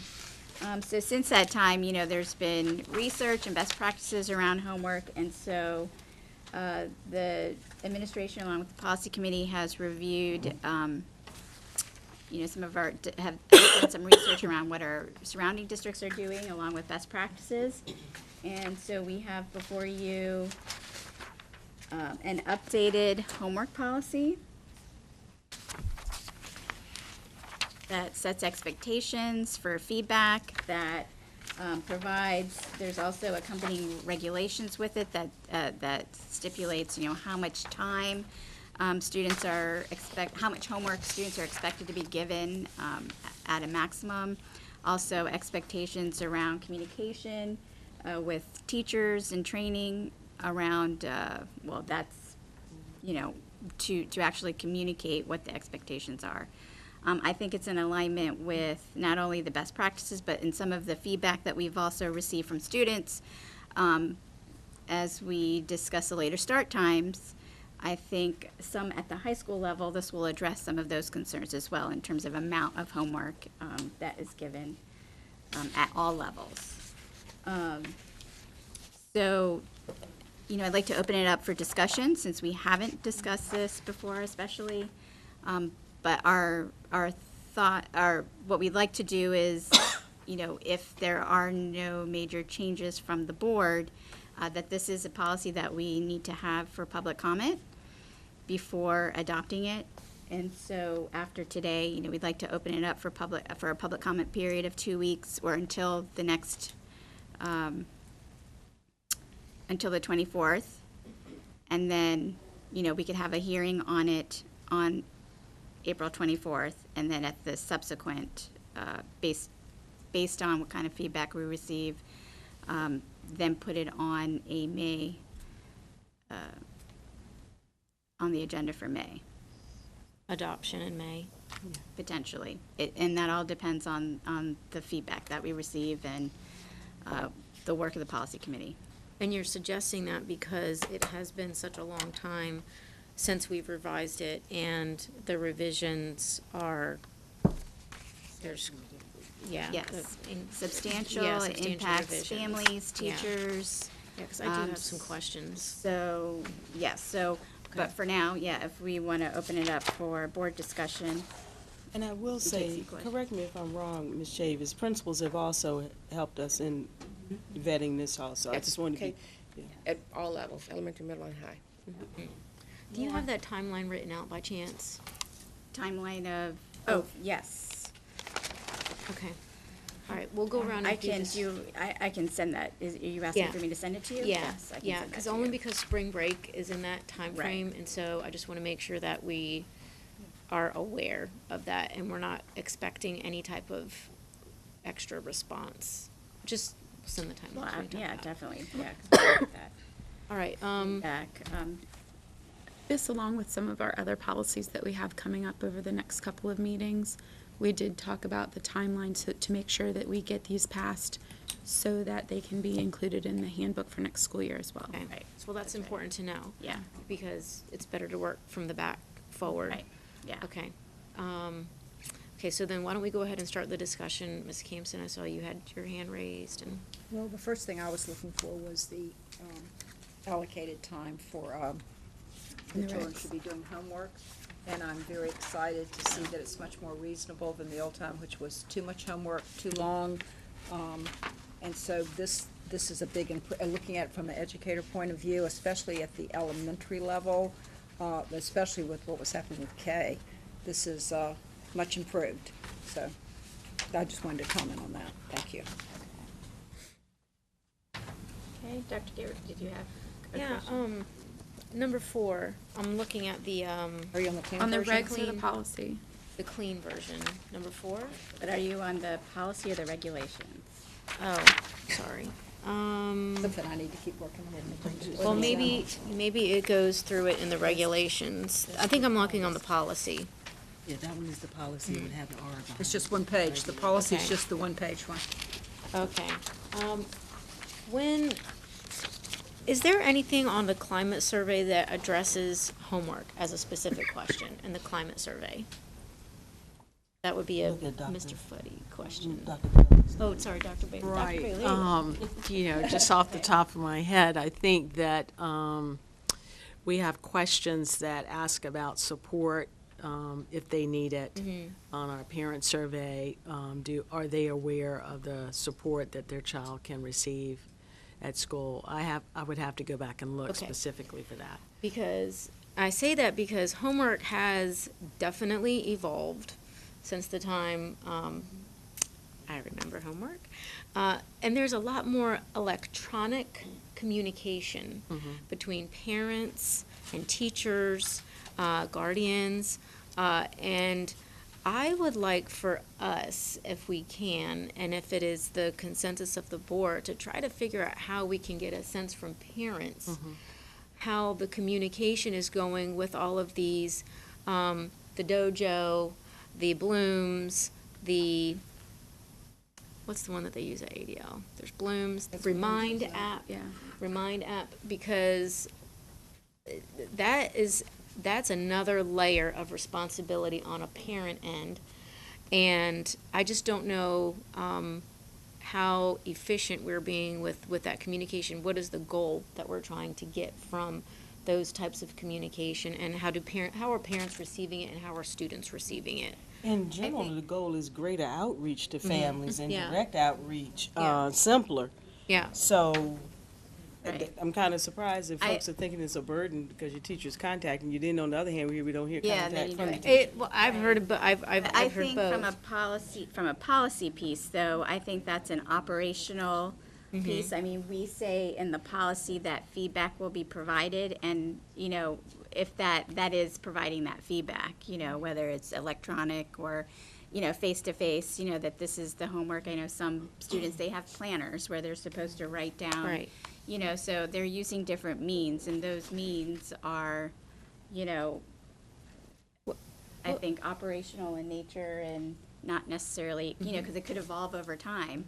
So we don't want to specify, I don't know if that's what you're getting at, if No, you're I asking us to specify I just want us in the to, policy. if we're gonna be putting out a policy on homework, and if we want to be intentional about really making sure that we are, which I think is great, I think it's excellent, but be intentional about, you know, are we putting policies in place that are addressing concerns that parents have with homework? Well, this is Yeah. one of those. Yeah. Because we've been getting concerns about homework. We also know what the current research is around the effectiveness of homework and student achievement. And also, you know, you talked about the feedback from students, and, you know, the feedback from the start time surveys from our students. A lot of it was the amount of homework. Yeah. Especially Yeah. in some of our, you know, like the IB program and things like that, like programs like that, where rigor doesn't necessarily mean you're giving 5 hours of homework. Right. It means that it's, you know, that it's meaningful and that it's going to move a child along, and also be reasonable, where we're not sacrificing, you know, Other their activities. other activities and their health. Yeah. So this policy attempts to address that, and the communication piece, I think, you know, that might be something to think about with the survey. Sorry, with the survey. Well, could I also interject? Dr. LeGrand just shared with me, with our climate survey response from parents over the last 3 to 4 years, the number one way that they like to be informed is via email. And so that's sort of along that line of electronic notification or communication exchange. So, And some of the communication we've also received is because many of them use their phones, that Yeah. they've appreciated Yeah. Dojo Remind, because if the student, that also allows them time to check in with the student if the student doesn't happen to mention that there's homework. Yeah. That there's been communication to the parent that Yeah. there is That homework. never Forgetful happens. of them. Yeah, That no, never I get that. Yeah. I understand that. And I just want to make sure that we're getting that feedback. So I'm going to go Ms. Campson, Ms. Martin, Mr. Jordan. As I was looking over it, it just struck me, and looking at this once again from an educator point of view as a teacher and a principal, one of the biggest concerns that we have, and especially with our children who are more disadvantaged, low income, parents trying to make ends meet, is that the children don't always have a place or support when they do homework. And so often when we're looking at the chronic no homework child, If you dig a little deeper, it's because of that. There's nowhere to have it. Maybe they're home babysitting and everything. And so I know what we did was we created a situation where they could come in the morning and the media center was open for them to do their homework the next morning. And that was just that was a solution we used because we could continue to have this, and it was and most of the time it was because of outside circumstances beyond a child's control that they weren't doing their homework. And then it becomes a habit, because one thing homework does is it does teach study habits that we want them to take on as they get higher. So if the committee would maybe think about how we could address that when it says teachers have the responsibility to, maybe that there should be something there that the school does, because if there's something there I missed, I didn't see it when I went through it. Well, if When I I could looked at point responsibilities. so you're in the regulations Yes. there. So in the policy, it states that, assessing the student's needs must be taken into consideration when assigning homeworks. So that could be, that's a broad speaking, but I think in some of the conversations too broad. some of the conversations that we've had will be in the training and the communication to teachers about what some of this means, but I think that's good, that's good feedback. Right, because when I read it, Ms. Basine, I read this and I read this, and I didn't see anything that made me think that there would be something put in place in a school, especially at the elementary level, where something would be made available for children. There'd be all different kinds of ways to do it, but certainly something that would support the child that does not have the support for a variety of reasons, and so they're not getting the time to practice. If it's there, I missed it, because I read this and I read the policy. And I was gonna say, and I think the overall intention too, and if not explicit, we can certainly work with the policy committee to address that, is that we talk about homework not being used for disciplinary purposes, but nor should students be penalized excessively around, failure to do homework, and to a system of support around that, so we can. Yeah. And I could see it more in the regulations than in the policy, is when we're just saying teachers have the responsibility to, maybe it should be teacher/school or something, the responsibility to make some plan available, and there could be different choices they could have, so that we can be sure that every child has the opportunity in a supportive environment, which would be, well, we use media center, could be, they could have passes to get into the classroom before school starts. But we could There's leave all it up kinds to of the stuff. principal's idea that if students Yeah. are presenting with challenges in completing their homework, that before we go into the failure route and not doing it, you find out what's going on and see Yes. what can we put in place to give them. And without, I wouldn't say dictate any particular thing, I would just say that there should be something that does say that there would be some type of intervention to support the student. Some will allow, teachers will do the last few minutes or some time within the class Yeah, they before do. the day ends, that class ends, and give students time understanding Yeah. that. And this also speaks to the policy, making sure they have the resources available before those assignments are assigned. So Yeah, we I'd just can like take something that more, up. something that's specific, that says that somebody's doing something to make sure that every child has the place to make sure they get to do the practice that they're doing with their homework. All right, so the policy committee will. When you were saying number 4, a student's access to resource materials should be considered when making assignments. So that's on the policy. And then you went straight to phones. The communication piece to parents has been, whether you like the app or not, that your school chooses to use, but it's really, that decision is made at the school level and not at the district level. And so I know at our kids' schools, that we have been surveyed on which app we like better. I guess I'm stuck with the one I don't like, but that's okay. For now. No grievance there, right? Right. I like the other one. But anyways, but I think that this discussion where it has turned to is the resources also for the children to be able to do their homework they need. And this has come up time and time again, particularly when we've worked on a relationship with the Norfolk Public Library and the resources that they have and the work that they're already doing in our schools.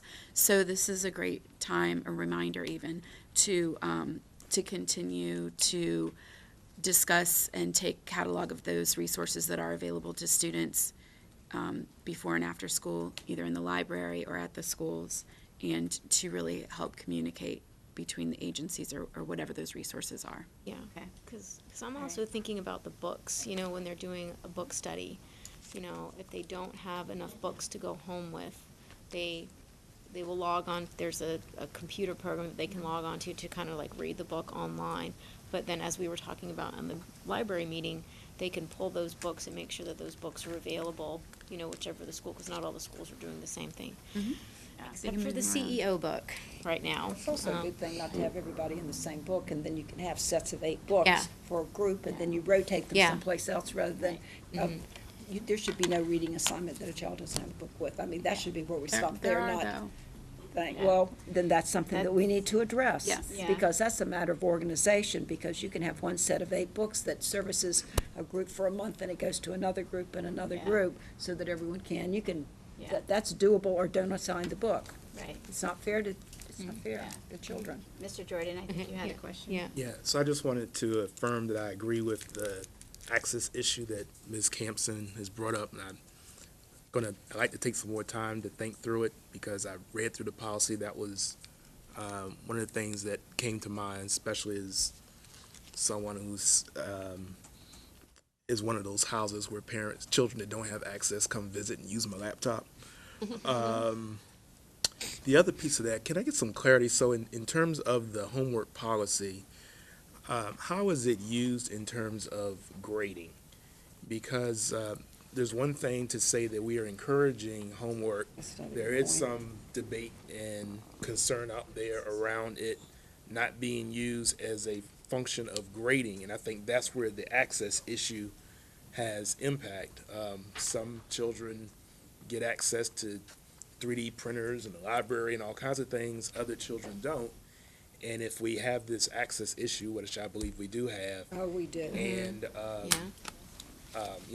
the homework grade is being used for the child's grade, I think that's an issue. So I didn't know if this policy addresses that or if it's somewhere else, but I would like for us to have some discussion or maybe an update at some point Actually, how homework is used.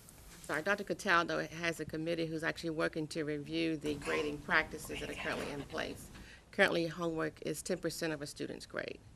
And so I'm speaking for him, but he has a committee that includes principals and teachers. It will come back to DLT before it comes to the board as we look at revising the current homework practices that have been in place for. And that's actually looked at, I think, each year, Dr. Cataldo. Thank you. So it's in process. Thank you. Progress. But isn't it a lower percentage for the elementary school age, less than 10%, because they're still trying to get into the habit of? Generally, it's about 10%. It should be a check mark if they did it.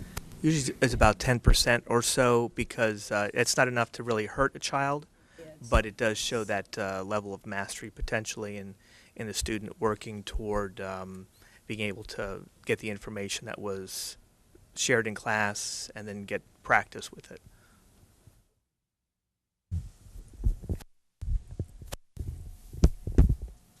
Right.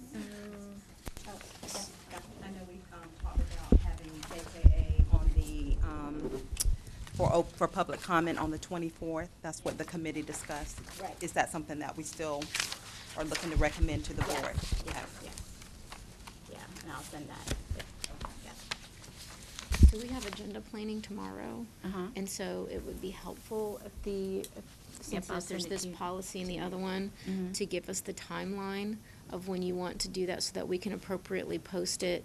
And Dr. LeGrand, Dr. Boone, they can coordinate on getting the information out. Okay. Is the board comfortable with having the policy as it is posted for feedback, taking the feedback that the board has provided as well? And then the policy committee is meeting on April 25th to continue our work on this, and taking the feedback from the public comments, the public hearing, and then we'll work. Are you all comfortable with that? I'm fine with it. Yeah, we definitely want feedback. Okay, all right. On the website, though, the policies that are posted for public comment are old. Yeah. And definitely need to be taken down and Yeah, pasted. I noticed that too, yeah. Okay. Okay. I'm sorry, can you say that again? There's the section on the NPS website that has policies for public comment, and they're policies we've already passed or voted on, so they need to be updated. Okay. All right. So that is it for policy discussion today. So the I only- will give you guys a heads up too. So VSBA, through our policy services with VSBA, there are a number of, I think about 59 policies that the policy committee and the district leadership team will be reviewing for any, most of them are updates to the legal references and things like that. So at this time, I just want to let you all know that that's coming, coming soon to the full board for discussion, but we'll be highlighting those that really have substantive changes or are controversial in nature. But just want to let you know that you will see, quite a number of policies, as we usually do at this time of year. Okay. So the only policy that will be included on the consent agenda for April 24th is going to be the service animal policy. No, it's going to be policy CMA, the school quality profiles. So service. The service animals. We were just Well, the service animals, so that's what Dr. Britzong was making sure that I clarify. So service animals and the homework policy will be for public hearing. So public comment. Or in May. Because they are bigger policies that impact the student and our workforce directly.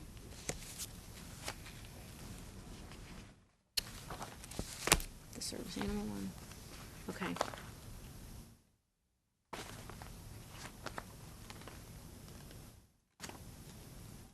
Not the CMA. Not the CMA. Not for public. But that one's for vote. That'll be on the But that is up for a vote. Yeah, consent Yes. agenda. CMA is Yes. for consent agenda. The other two are for And then the other public two will be comment. May. Yes, Public comment. yes. And then May 7th. About the two that we're we'll not vote voting on, it? Or when the is it? dog, Not not 17th. the dogs. The service The animals. ponies, May 24th. the ponies and the homework. AKA, What are they called? yeah. Labradoodles? Policy KKA and IKB. It'd be wild as a service animal. And IKB. IKB. Okay. IKB. All right, so just get us those timelines. That way we have them. We can make sure appropriate notification notices is given for them. Okay. All right. All right. Next item on the agenda, and we are running very close with time here, special education annual plan and funds. Dr. Boone. We're at that point in the school year where we begin looking at our various federal grants. And so today, again, not for action, but we wanted to give you an idea of what's going on, what the planning and the process is for next year's annual plan, and timelines and other things that are associated with it. Today, Ms. Chavis and Dr. James Mitchell will walk us through just a few slides to give you what are requirements, talk about that set-aside piece that we have to have because of student suspensions, and where we're going forward. So with that, I'll turn it over to those two. Could I ask a real fast question first? Will we also be seeing this for the Title I plan? Will we get one of Later these in also? the year, that's right. Okay. The timeline for Title I and SPED are different. Yeah, okay, thank you. For the presentation this afternoon will also include the most recent component that began last year, what we call the SEES program, that you may or may not be aware of yet, but Dr. James Mitchell will also share how that is also part of the annual plan and the work that's ongoing with that. Dr. Mitchell? Good afternoon. Good afternoon. Good afternoon. This afternoon, I want to present the 2019-2020 annual plan. It seems so far away, but it's right around the corner. But anyway. I'm good? Oh, okay. So the special education annual plan is a plan that we must submit every year. It's required. It's a formal agreement between VDOE and the school division. And the funding is contingent upon them approving the plan. And it's a grant, but it's not a grant that we apply for. They give us the funding with an award letter, usually the first week of July. What we do is, in this plan, we use the award amount that they gave us last year. So what you see in this plan will be what we got last year, and when they give us the award in July, it could be more or it could be less. And at that time, we would come back to the board if we have to make major amendments to the funding utilization. The plan was also reviewed with SEAC on March 21st, 2019. As part of the annual plan, the school division must review the plan with SEAC, and that has been done.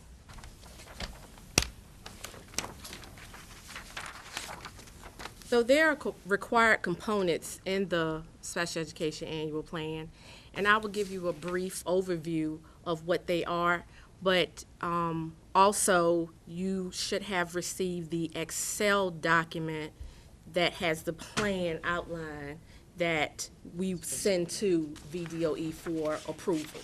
Yes, ma'am. Yes, that's posted also. So the first component of the plan is the superintendent certification.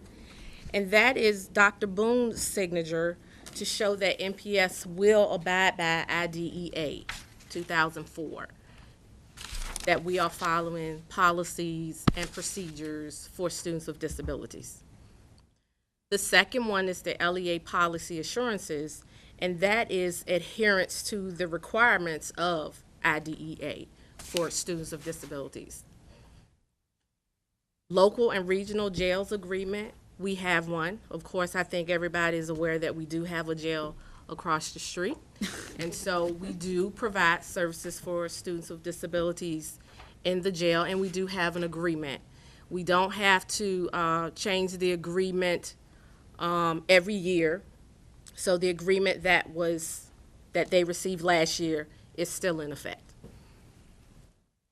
Implementation narrative. For the implementation narrative, that is, what did we do last year that we said we would do with the funding?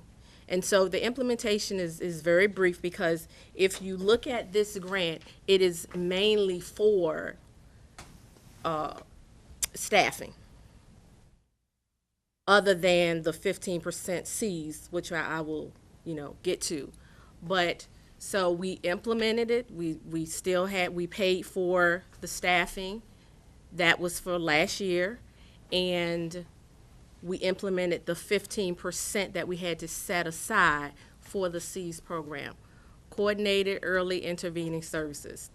And you may also see it as CCEIS, but for short, Coordinated Early Intervening Services. The other C is comprehensive.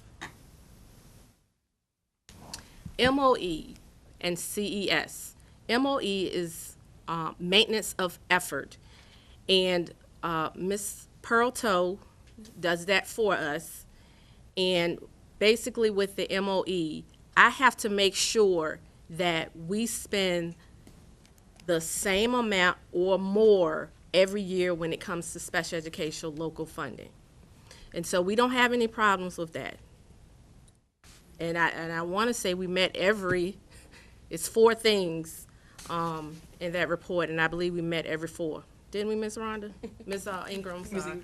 And that's how we are in DOT. But again, this is why when you hear me talk about maintenance of effort or the requirements that we have for some of our federal grant funds, that when we do certain things across the district for everybody, then it makes it difficult for us to do that certification, that we're maintaining the effort, because special education, these grant dollars, just like the Title I dollars, are supposed to be those things above and beyond what's the base.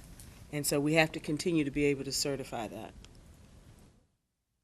As I said a few minutes ago, we'll talk a little bit more about C's.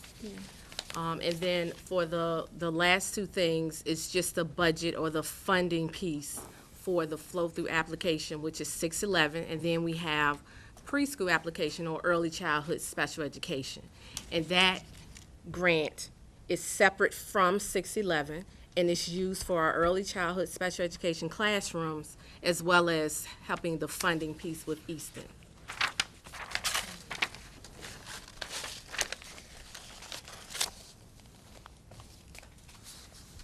So, as Ms. Chavis touched on, we are in our second year of the SEAS program. And we are in that because we have a disproportionate amount of Black or African American students who are suspended for 10 days or more. So with that mandate, we are required to set aside 15% of the funding that comes from the 611 grant, which is $1 million and some change. And as you look in the actual Excel document, you'll see the exact figures. But we are required to set aside 15% of the 611 grant for students who are in K-12 who are non-disabled. And that sounds counterintuitive. But what they're working with, the expectation is that we intervene with students without disabilities to, one, prevent them from being identified because of behavioral concerns, and two, making sure we're stemming the tide of inappropriate behaviors that lead to suspensions. That makes sense. That makes sense. So in keeping with the NPS redesign in our gears, when you look at innovation, we think that we have done a great job and an innovative job with the support of learning support and the assistant director, Mrs. Joy Richardson, who's behind Dr. Boone, raising her hand, who supervises the SEAS program and the SEAS specialist. So I have her here this evening, so if you have any specific questions in reference to the SEAS program and what's going on, she'll be able to assist with that. So she's the support specialist? No, ma'am. We have a system. She's the assistant director of SPED who supports. That's part of her work of support. Thanks for the clarification. So last year, in our first year of the SEAS plan, we developed a program that would kind of be like early intervening of students who are having behavior difficulties. And we looked at data, and from that data, we decided that we would look at grades 6 and 9. But this year, we are going to change it, and we did get input. Mrs. Richardson got input from the administrators to determine if they wanted to keep with grades 6 and 9, or what did they want to focus on. And they chose grades 6 and 7 and grades 9 and 10. And again, those entry grades, the data showed that those entry grades were some of the places we had largest suspensions. And so we were trying to, again, tackle it from the front end. So what type of progress have we seen in terms of a decline in the number that would normally flow through, if you will, because the intervention wasn't there? That's what we're going to have to collect the data, because this is our first year of the SEAS requirement. And so as we start looking at our specific suspension data, we will be able to report on that. But we didn't have any choice with continuing the second year, because the way the SEAS was initially set up, you were in it for at least 2 years before they would, 3 years. 3 years. Before they would exit us. So we had to show the continuation of it. Okay. And you made something you said, the decline in suspensions as well. What what type of results, but I get what you're saying. So so I think also that I attached the actual C's plan that was approved by VDOE. Okay, so in that plan, there are 3 objectives that we are responsible for, and those objectives in June of 2019.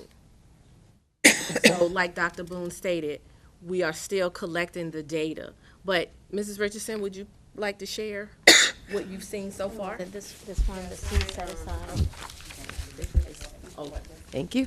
So for 3 years in a row, we had around 150, give or take a few, students who were suspended for 10 or more, well, more than 10 actually, cumulative days during the school year. For this year, as of March 8th, we've had 50 students. So I wasn't able to get a number at this point last year, but I would say that that's definitely looking good if we can stay on track. We are definitely looking to have a reduction in suspensions this year. And that, I think some of it is due to the C's initiatives, but there is great division-wide support for reducing suspensions across the board. So the division as a whole is really working hard and doing a great job with that. At the end of the year, we will come back and report to you the actual numbers. And part of that coordinated effort is to include our current behavior specialists that were implemented this school year, because they are part of the professional development that's implemented with the paraprofessionals that are part of the C's program. We're also able to offer professional development with our behavior specialists on some of those same strategies. So are we also looking at the data of the number of students that are labeled with disabilities, and then with the interventions that we're making, are we seeing a decrease in the students that are being labeled with disabilities? And I know This that- is not about the labeling. This is about students who violate the code of student conduct and find themselves suspended. But the point, For the maybe I C's heard- portion. Yeah, for the C's portion. But the other portion is Right. exactly what we use the funds for in terms of staff and other professional development to impact the outcomes for students.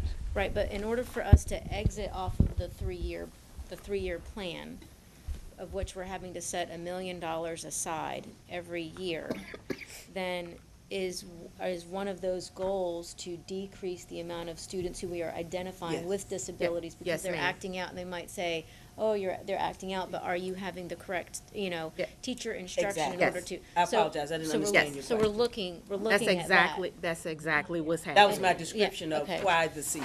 Yeah. Okay, so are we looking at that at the 6th grade and the 9th grade level, or are we now looking at that at how are we looking at that? So there are 2 C's paraprofessionals assigned to each middle and high school, and we've also included K-8 Southside STEM. Okay. Okay. So last year, we focused only on grades 6 and 9, but this year we won't. Because, next school, oh yeah, that's right, we're still in the same. Next school year, we only won't. April. We'll do- Sorry if you thought it was already June. It's spring, the sun is nice. Two C's paraprofessionals at each Yes, school, ma'am. and one Each middle and one at Campostella, or 2 No, at Campostella? it is still, it's 2 at Campostella. We included them. They're a K-8 school, but we included them. Do you go all the way down, or you just include them on the 6 and 7? 6 and 7. Just 6 and The 7. six- Next year, again, it will so- be 6 and Oh, 7. next year, And six. how- So and we're 9 not and 10. confused. The plan that was submitted and approved initially by the board and then approved by VDOE, was for us to look at, to provide the system of support for 6th graders and 9th graders based on our data. For the next year's plan that we're presenting now, they work with the schools, the behavior specialists, the C's personnel, and we heard from them that they wanted to look at 2 grades, both 6 and 7 and 9th and 10th. Okay. And so we're doing that expansion of the system of support to those grades for next year. Okay. Will there be enough personnel to cover it, or do we get more money now? No, we get the same million. So we'll be having the same staffing to cover more children? Yes, we Some will, of them but will with be, one some of exception. them will be ones that have already been covered this year. Yes, the seventh they and will- the 10th yes. graders. Yes. Okay. But my original question was, what are we doing to follow the data of the disabilities? Are we making an impact on the number of students that we are having as a disability through these interventions? Ms. Richardson. Oh. Okay, so we've got a couple of things going on here. The Department of Education, one of their requirements is for us to report how many of these students that received these interventions have subsequently become found eligible for special education. So far this year, none have. So that's good. That's one thing. The second thing is, because I work for learning support, I also pulled the data to identify the students that were part of that count of the 150, more or less, for the last 3 years who were suspended for more than 10 days, and those are actually students with disabilities. And so I've put that data together and separated by school. So that information is going to go back out to the schools, but our department will be able to support those schools to make sure that those students are receiving appropriate support through their IEPs if necessary, if they're continuing to exhibit some of those disciplinary concerns. And then the final thing I wanted to share is that our goal is really to increase the capacity of teachers and staff to be able to support students. So while we have the paraprofessionals in place who are providing a lot of support, they're also sharing all of those resources directly with the teachers and working hand in hand with the teachers. So the teachers are accessing increased professional development, the administrators are accessing increased professional development, and so we're really expecting to see just some increased overall support for the existing teachers and staff so that the efforts can be sustainable, because the paraprofessionals will not always be there. Once we have, the reason we have to do this is because we had the disproportionality for 3 years in a row. Once we have 1 year without the disproportionality, we won't have to do Cs. The data, of course, is old data that they use. We always do. So we already know that we're going to have to do Cs again next year.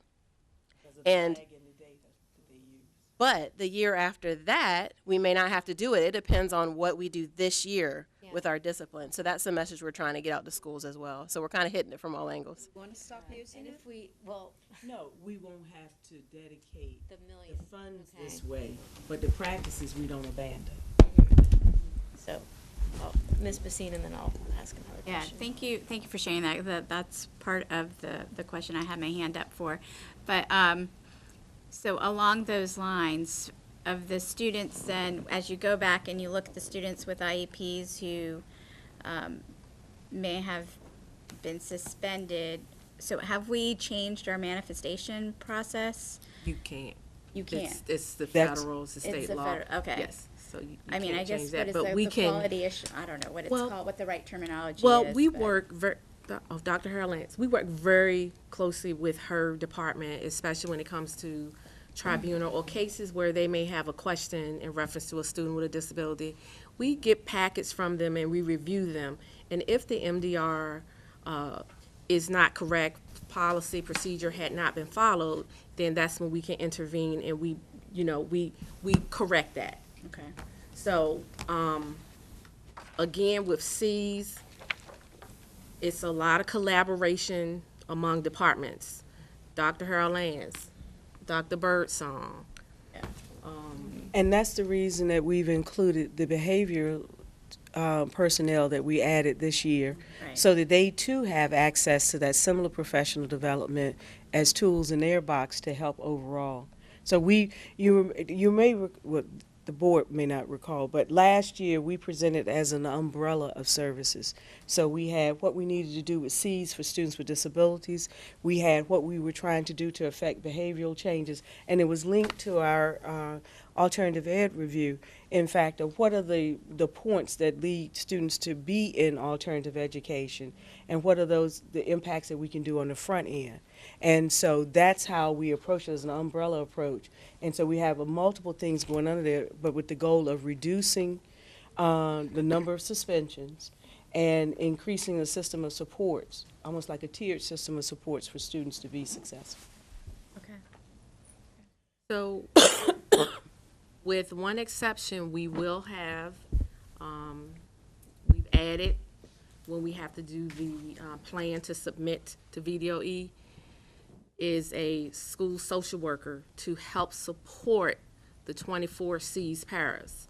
I mean, we are really working with them, and they're getting great PD.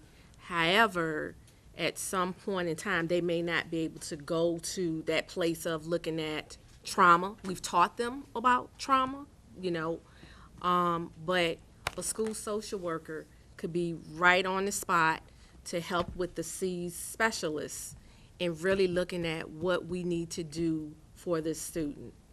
And linking them and dedicated to this work, and not some of the work that social workers have to do in terms of the evaluation process and those things. But this is dedicated in terms of linking children and families to external systems of support as well as other systems we need to bring in. Okay. Do you mind if I have Ms. Martin ask a question, and then, or are you following up on the one that you had I was already just asked? going to follow clarifying question on the school social worker.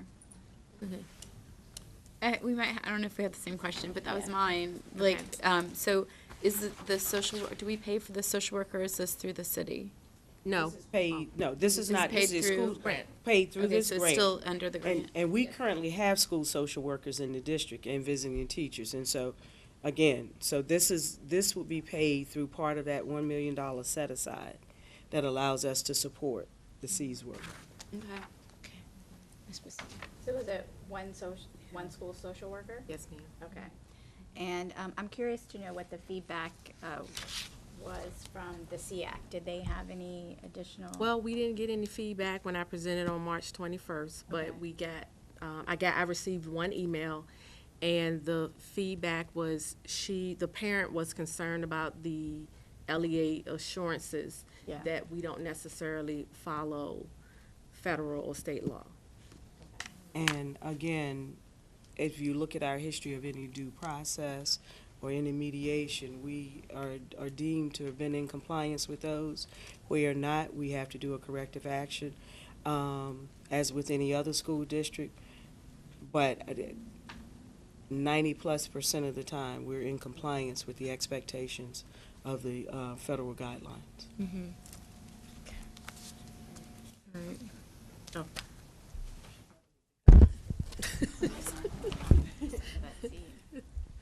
SEAC actually prepares a letter of response, and the next meeting is on April 11th. So at that time, they'll be able to vote on that letter of response. So it's currently being drafted. It's just not been voted on yet, and that'll be shared. We also got the annual letter of recommendations from them, and I sent that too because I'd like to get some time on the agenda, Okay. so that we can discuss it. Was that shared with? or you Yeah, just sent from Vash. Yeah, I sent it to her, and Carlos just asked if we can get it on the agenda because I want to distribute it to everyone, and just wanted to make. I didn't want to confuse. I wanted to give direction when I distribute it to everyone. But That would be 17, 18, that particular plan. yeah, We're they're a running year little bit behind. Right. Yeah, so they're coming up with another one that we're gonna get. So I'd like to get it on the agenda so that we can discuss it. And Ms. Richardson had drafted a response on our behalf, so I'd like for us to have input to that since it's. Okay, so then the SEAC is going to meet on April the 11th, and they're going to discuss the response that Ms. Richardson is proposing in response to this plan.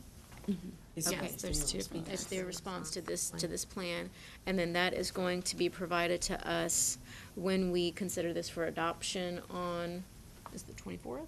Yes. Because it's 24. due, yes, because what it's due the- May May 11th. 1st. And so, you have to go through Munis, Omega, all of that stuff. Because money is involved, it's not just. Okay. So Yeah. we have to So get it in then- on time. All right, so I'm just letter to the board.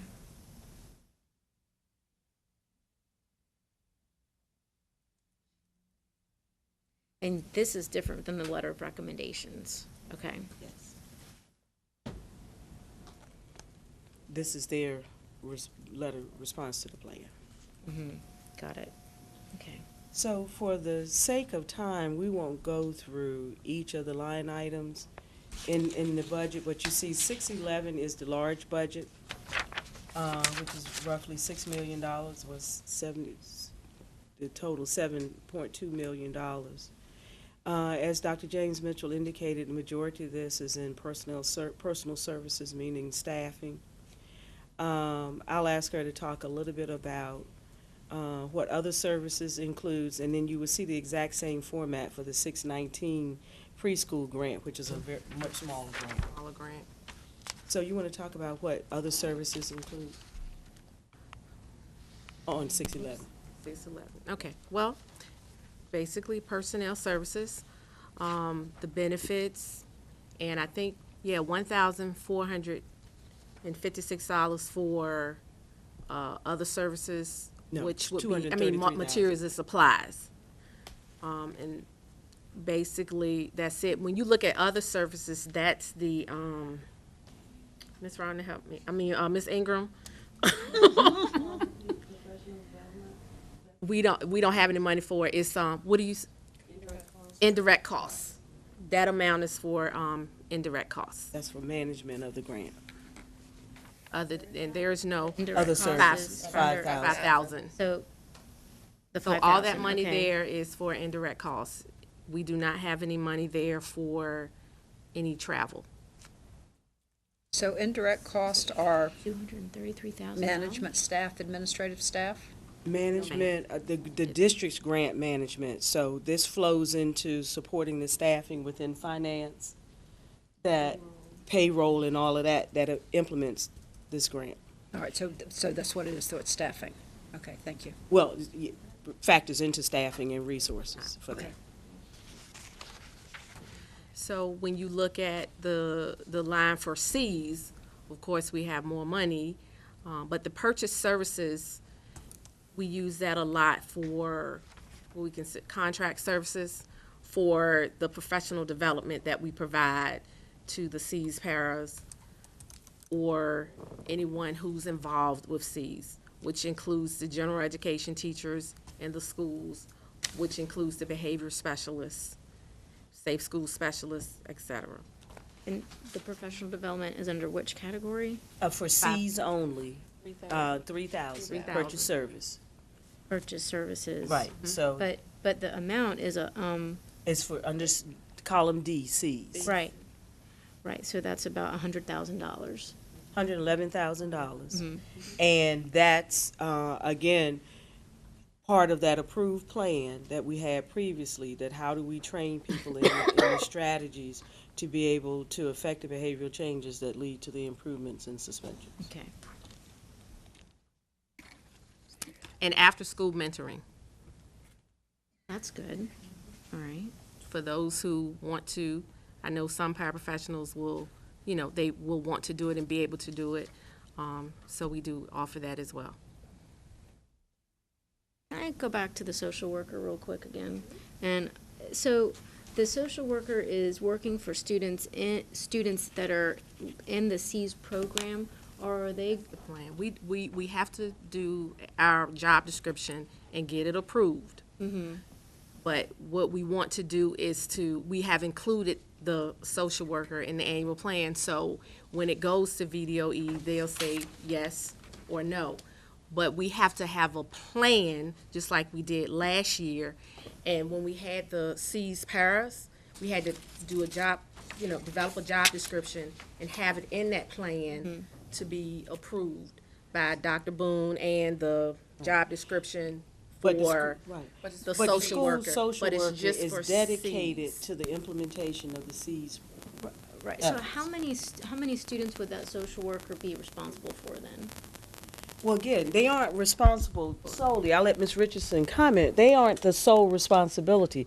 Remember, we have the system of the paraprofessionals, and in some schools that are supported, we have the behavior specialists with them. And then we also have the folks from student support services, the intervention folks from there. And so this person, what has been identified is a gap between what the paraprofessionals can do in terms of the professional linkages to certain things, and that a social worker can address more intensively because of their experience. And I'll let Ms. Richardson speak more to that. So in the plan this year, it was up to 400 students for the C's plan. For next year, we talked about reducing that a little bit, but we haven't made a final decision on that yet. But it would be between 300 and 400 students who have been referred for C's intervention. So that social worker would be able to provide direct support for those students, but also would be able to provide support for the paraprofessionals, because some of the schools had some questions about their background and ability. Even though they are receiving a lot of professional development, there are just some things that they're coming across that they may not be prepared to handle. And that could be the same for any staff member. So the schools, as well as SEAC, requested that we have a social worker. In addition, the social worker will connect those children and families to community-based resources as well. Yeah, that sounds like it would be helpful. Okay, thank you. So when you do the job description, it will be solely for the C social worker. Okay. And if we can just quickly look at the early childhood grant. And the early childhood grant, as you see, is $253,000. So it's a much, much smaller grant. As I stated previously, it's for use for Easton Preschool, as well as funding to some of the needs in the early childhood special education classrooms that we have throughout the district. Okay. Okay. All right. I have a Ms. question on Basine? that. So do you ever find that we may not be required to, but putting greater investment in early childhood special education may set our students that need that support on a stronger path in the K-12, Well, again, so here's that fine line difference.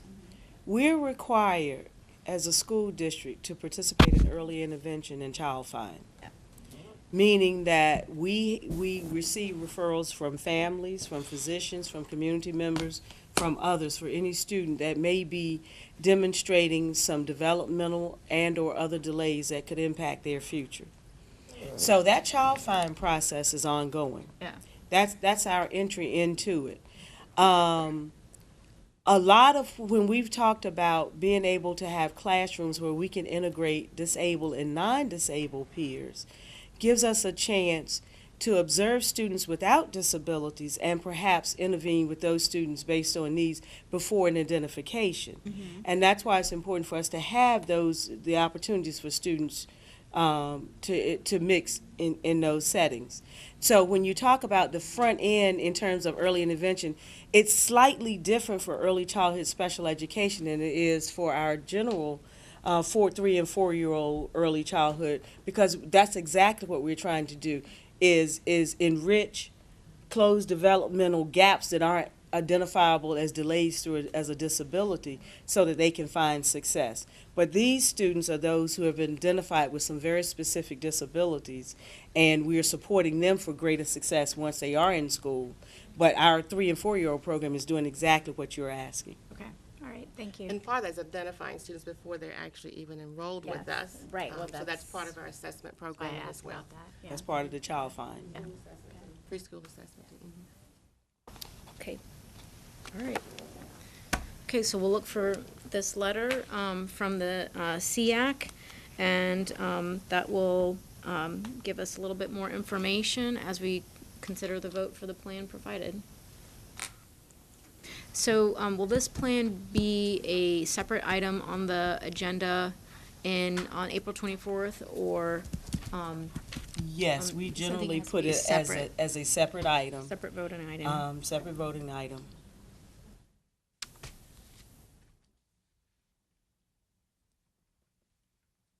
For April 24th.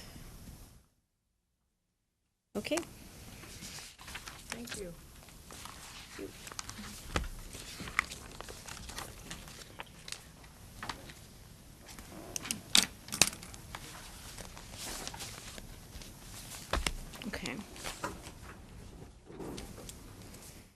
Okay, so at this time, we've pretty much gone through everything that we were scheduled to go through on our work session. There is a point now where we can go into closed session or we can remain in open session. I'm going to ask that we just take a 10-minute break first and then reconvene. So no motion right now to go into closed session, but just to take a 10-minute break, reconvene, and then we'll come back and then we'll discuss. Okay? I have a quick question and comment. So tomorrow, I think you mentioned earlier that you have agenda planning. Is, since Mr. Clanton is out of town, if possible, I'd like to attend since we, have some policy timeline stuff. Maybe that would be helpful to have another board member present for agenda planning tomorrow. I wouldn't mind that, but we were going to have him called in, Okay. so that would Okay. kind of not be Right. Yeah. in accordance with the Okay. law. Okay. Can I ask some feedback on that? So I understand that Mr. Cloud has been invited to attend agenda planning. Can you describe what the purpose of that is? Sure. It's just because of everything that has come up with making sure that we have proper notification for our meetings, that we have an extra layer of checks and balances in place to make sure that if we're going to be discussing a meeting, such as a joint meeting with the NRHA or a joint meeting with another entity, that he is another set of ears in the room to say, hey, we need to make sure that this meeting is properly posted in the 3 ways that it is necessary, and that we are following the law to the letter.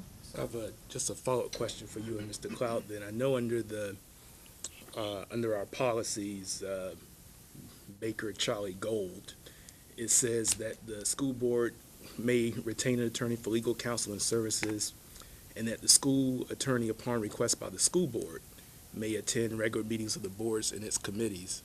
Our norms and protocols also call for the chair and the vice chair and the superintendent to handle agenda planning. So I just feel that it's, we haven't discussed as a board having Mr. Cloud attend agenda planning. As I shared before, I think that we are utilizing the legal counsel almost as a 8th board member. But I just want to hold that there. I know you say you want to take a break, but before we go into closed session, I'd just like to be able to get some clarity on that before we go into closed session after the break. Well, we have a system right now that we need to make sure that we have as many checks and balances in place so that we remain compliant, both for transparency, both for providing notice. And so it is my recommendation and I asked Mr. Cloud to attend the meetings, so that way we have another set of ears in the room who is knowledgeable on the FOIA, on the information, so that way he can provide any input as we are making the plans in agenda planning. I just see it as another layer of security, and that's the only reason why I recommended it. And if the board does not agree with that, then we need to talk about it. But, I mean, he sits in policy discussion. We're not going to be asking for his input on the topics that we have on the agenda, but he's just another layer of security. Yeah, so I would like to talk about it. Yeah, I would like to do talk too. about it in the context of the policy. Yeah. And I also would like to talk about it in terms of the process that you're dealing with in terms of notification, that I think we have board docs and some other means by which we can ensure that. And I'd just like to share some thoughts on that and experiences in the past on how we can have that additional layer of security. Could I say just one quick thing? Madam Chair. Do you want to let Carlos go? Let me say something Okay, hold on. first. We're going to let Ms. Campson go, and then Mr. Clanton. 1 minute. I just want to commend Dr. Gabriel because we have had a lot of bad publicity. And we all know that. We can discuss that later. But every extra check and balance that she can put in place to make sure that we do not ever, ever, ever run into the same problem again, I think we should. I mean, she's the one that's overseeing it, and making determinations of how to correct any problems that we had.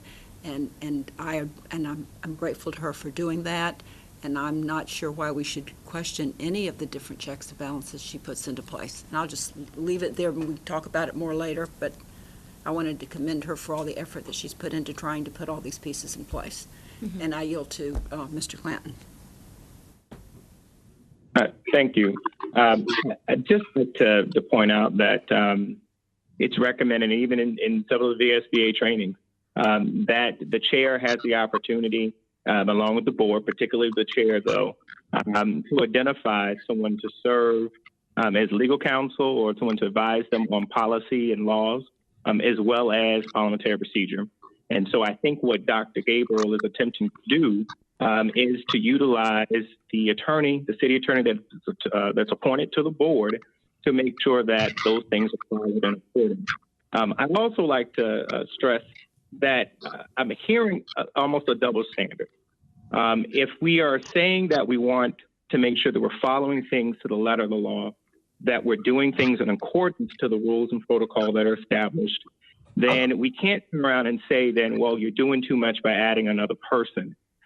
This person is here. They're here to ensure that the board is in accordance and to help support the chair in conducting their role and to help and support the entire board. So I would strongly just ask everyone to kind of, look at it in the respect that this isn't anything that's abnormal.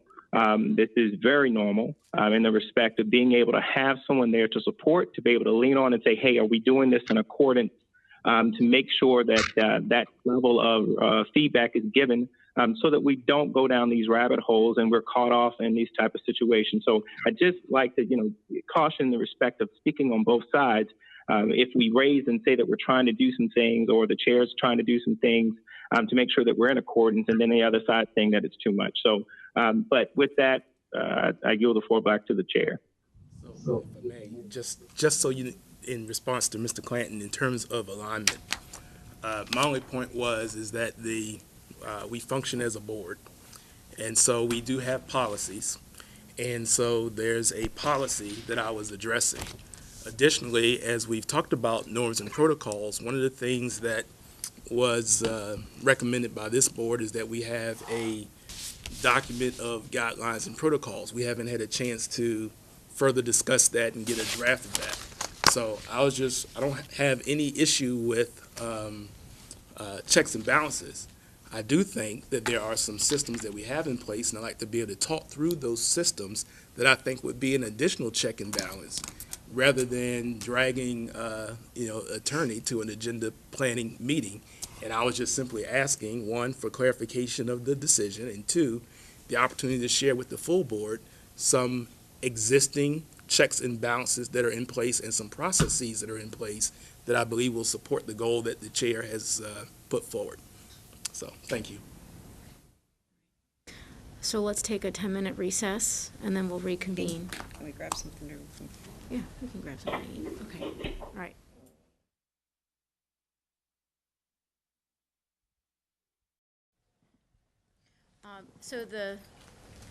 Carlos, can you hear us? It's on mute. I saw that movement. It was like there was someone hovering over Okay, me. hold on a minute. We're going to get them unmuted. Ms. Jackson. Thank you. Yeah, now we can hear you. Yeah, we can hear you. Okay. He must be muted at his end. Okay. Okay. Maybe 7:30? Gosh, okay. All right. I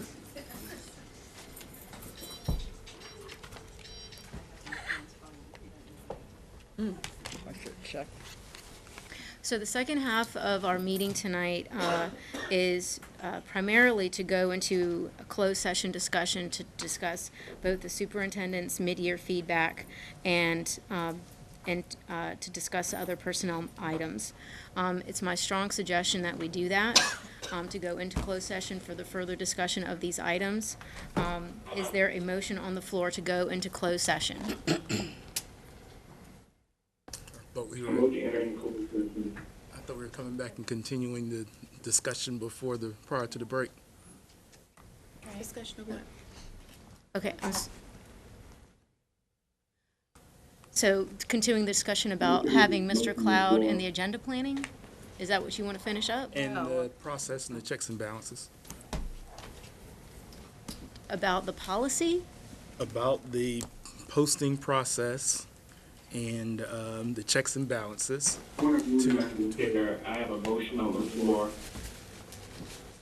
I I second don't think to we go have a second. into Or do we have a second? Second to go into Yeah, closed session? we don't, Okay. we need to make time to really talk about that. We have to get this feedback done.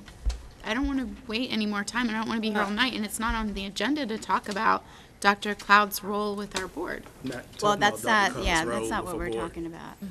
That Well, might- you got a I motion think and a we, second. Like to the have priority discussion. should be to get Dr. Boone's feedback. And then whatever else anyone wants to do and keep us till midnight, okay, but I think we should do the feedback first, and then if they want, they can make a motion to come back in afterwards, and, you know, after, but I think that should be our primary thing. And then, you know, if we're gonna meet again, we're gonna meet again, but Ms. Gay? we don't need to have this postponed again. Dr. Gabriel, while I don't get a vote on this motion, I did express to you earlier today that I have a public statement that I'm desirous of making. I understand that. However, we are now at 7:30 right now, and I do want to make sure that we get to your mid-year feedback.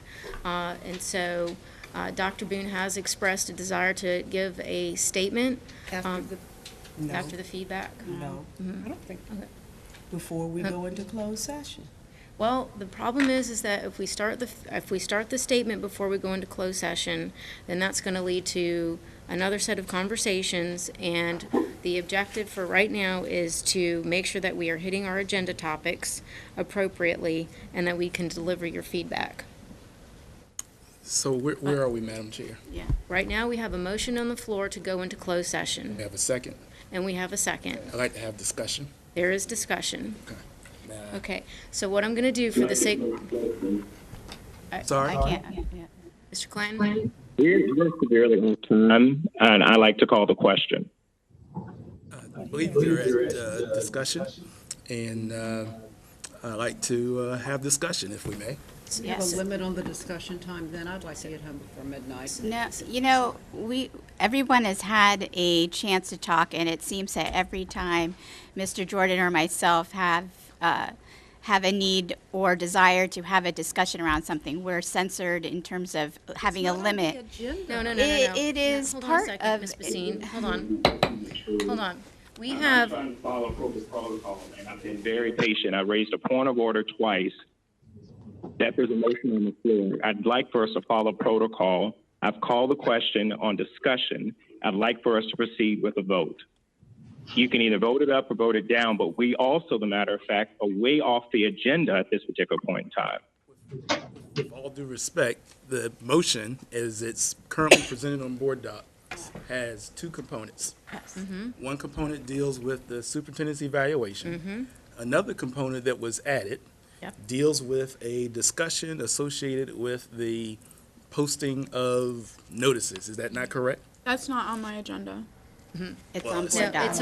it's on the closed session. It's under the motion to go I into see, it's closed maybe session. feedback. This is No, kind of it's abbreviated. on the board docs. It's on the version. motion. Board docs and the language So of the I motion. have some Wouldn't this questions just run off this morning? about the The addition motion The is. motions of aren't the, on that page. That's just the item agenda. dealing with It has no agenda about what you just said. discussion You said there around was the- another agenda the item there. posting. I'm not seeing Okay. it. So I'm trying to follow protocols and have a discussion about it. I understand that, Mr. Jordan. However, what I also understand is that we have these two items that are in for consideration of closed session. One of the items which you mentioned is on the motion is the discussion of the public notification of meetings. That is going to get into a discussion that I fear is going to have us discussing personnel items that, in consultation with our attorneys, could lead us into dialogue that discusses extenuous personnel items. And so I want the board to be covered in our discussion so that we can have an open discussion in closed session, which we are allowed to do in order to fulfill that. And so that is why I am asking us to have a motion to go into closed session based on the motion that Ms. Jackson has right now. And there is a second, and then there's discussion. Dr. Gabriel, question. So I'm being denied the opportunity to make my public statement prior to closed session. That's just yes or no? Why don't we come back afterwards, because I wouldn't mind having that discussion about here, but we need to do the feedback, and we need to get it in before we all fall over. So could we at least get that done, and then and then come back afterwards, and I just the want feedback needs to be done. get some clarity then on the Keeps getting process. postponed and postponed and We, postponed. for the agenda, individual board members have the right to submit requests for items to be placed on the agenda. As the chair, you sent out an email and indicated that you were going to have this item dealing with this posting issue placed on. In closed session. I appreciate you completing my statement, but I like to finish. You sent out that this was your intent. I responded to you then, okay? I asked questions. I haven't gotten any feedback, so the only time I know to do that is now. So I'm not quite sure whether it was as a chair or as an individual, you posted some things on social media, okay? Okay. You called for us to discuss these things in closed session. I've heard repeatedly about us being transparent. Yep. I don't want to talk about any personnel matter. I'm talking about what we do as a As board, a board, right. and our processes and how we communicate with each other and with the superintendent around this issue. Mr. Jordan, I don't have a problem with having that discussion. What I just heard is not germane to the agenda. We have a motion on the floor, again, as I stated.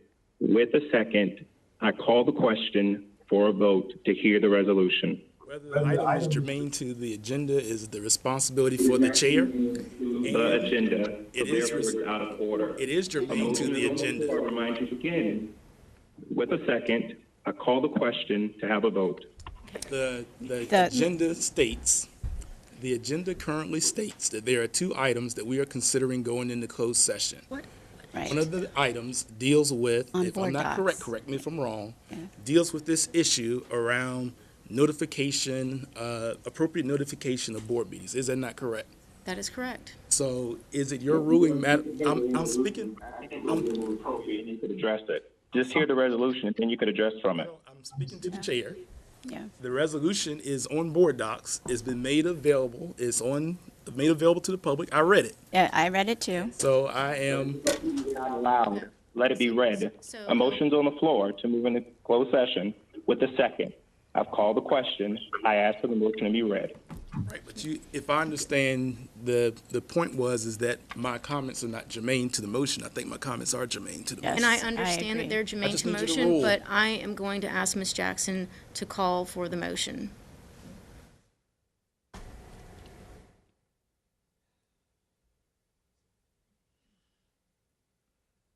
That members of the school board go into closed session for the purposes which are set out in subsection A of section 2.2-3711 of the Virginia Freedom of Information Act as amended for A, discussion or consideration of employee performance, etc., pursuant to subsection 1 of the above cited code section.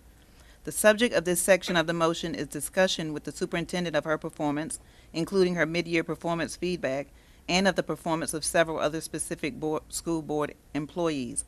B, consultation with legal counsel pertaining to specific legal matters requiring the provision of legal advice by counsel pursuant to subsection 7 and 8 of the above cited code section. The subject of this section of the motion is for advice of counsel as needed regarding any legal issues related to the personnel matters identified above. For the vote, Ms. Basine? No, I'm voting no because I believe the board must be transparent on the second item made in the motion.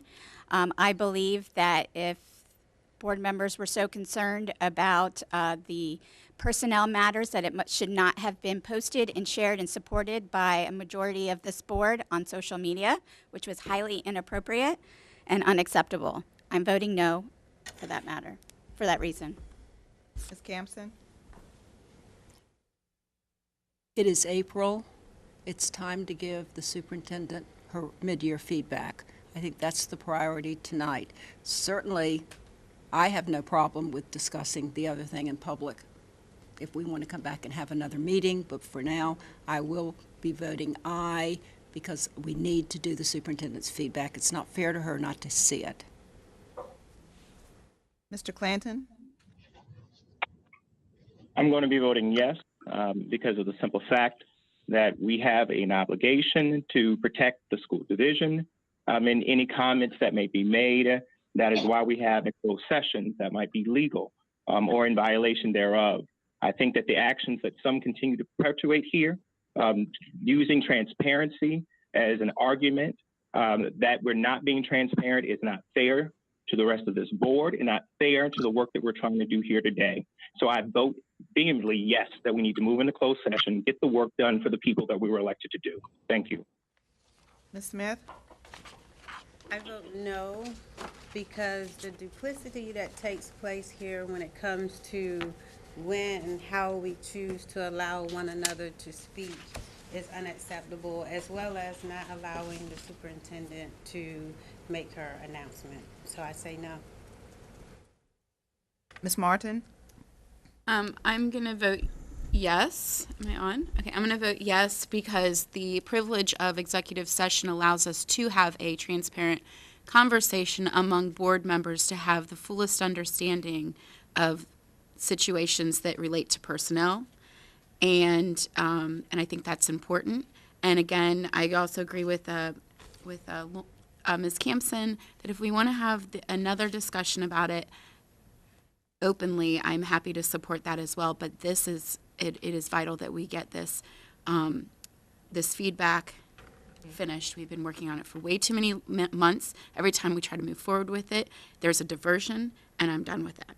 We have to do this so that we can continue on for her final evaluation in June. Mr. Jordan? So I support the effort to complete the superintendent's mid-year evaluation.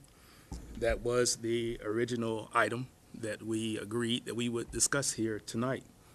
What was added to the closed session item, unexpectedly, for me at least, was this issue dealing with the posting and the responsibility around public notice. That was added to the agenda. Efforts to get some clarification around that proved unfruitful, weren't responded to. It is not my desire to have any conversation in closed session, or I should say in open session, dealing with a specific personnel matter. What occurred was a social media post was made by Dr. Gabriel, which to me took an item in public. In the social media post, it identified that that personnel were responsible for certain items. It also indicated that that as board chair, that she had directed the superintendent to do certain things. I've not seen, and I don't think the full board has seen, what it was that the superintendent has been, quote, directed to do. I don't think it is, and matter of fact, I know it is outside of policy and protocols and procedures for individual board members to direct the superintendent. In Dr. Gabriel's social media post, she noted the importance of transparency.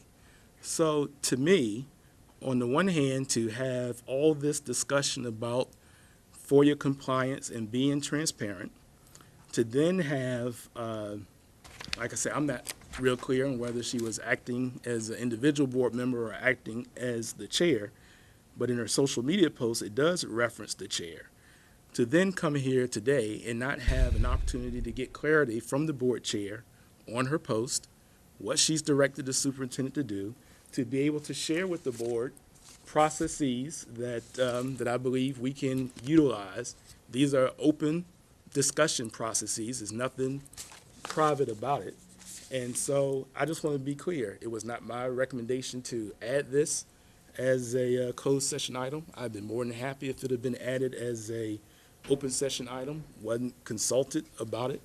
I feel that I'm very much within my rights as a school board member And I just think it is wrong to, on the one hand, say we're going to go into closed session to discuss personnel matters after we have publicly, and in my view, unfairly charged staff with something that has been no investigation and no indication that they are guilty of. So to me, the social media posts put this into the open session, and then to now go behind closed doors to talk about it is in direct contradiction. Mr. Jordan, you I have the floor. I have the floor. You I have the floor. You I have the floor, right. but you are I'm going to continue. abusing your privilege of the floor How right am now. I abusing? You're abusing your privilege of Because the floor everybody else has the we right are to speak? We are voting right now On whether a or not to motion go in into the closed session on two items. That's right. I'm speaking to the second item on the Okay, on the item. I would. And had you given me, I followed all the protocols. I reached out to you. I emailed you. I sent you text message. I asked for clarification. And so I'm not sure where you feel I'm abusing anything. I think the abuse is occurring where there's an effort to, on the one hand, claim that we're trying to be transparent, throw the administration and staff under the bus, and then go talk about it behind closed doors. Yeah. So I vote nay. Dr. Gabriel? You know, this is a really unfortunate situation right now that puts the division in a very, very poor light. What it boils down to is a board trying to conduct its business in a timely fashion. There are checks and balances in place. Every effort was made in order to make sure that those checks and balances for legal notification were done. And right now we are sitting here collectively over time trying to deliver feedback to our superintendent that she deserves. And we are now at a point where we have to make a decision. Do we proceed with this mid-year feedback, deliver it, and then go into the discussion? I will tell you that as the chair, we have not come together collectively as a board to discuss this issue.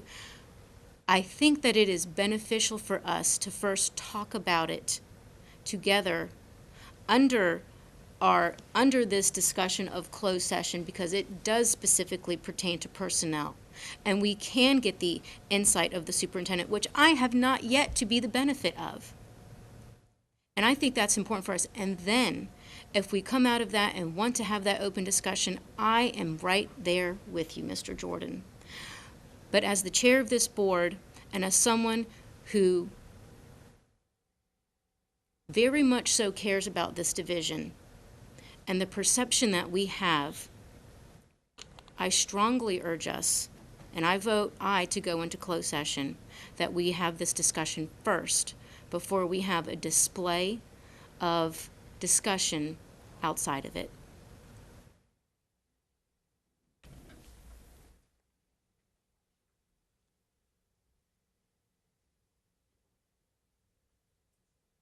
So accordingly, it's 4-3 then. So we're going to go into closed session.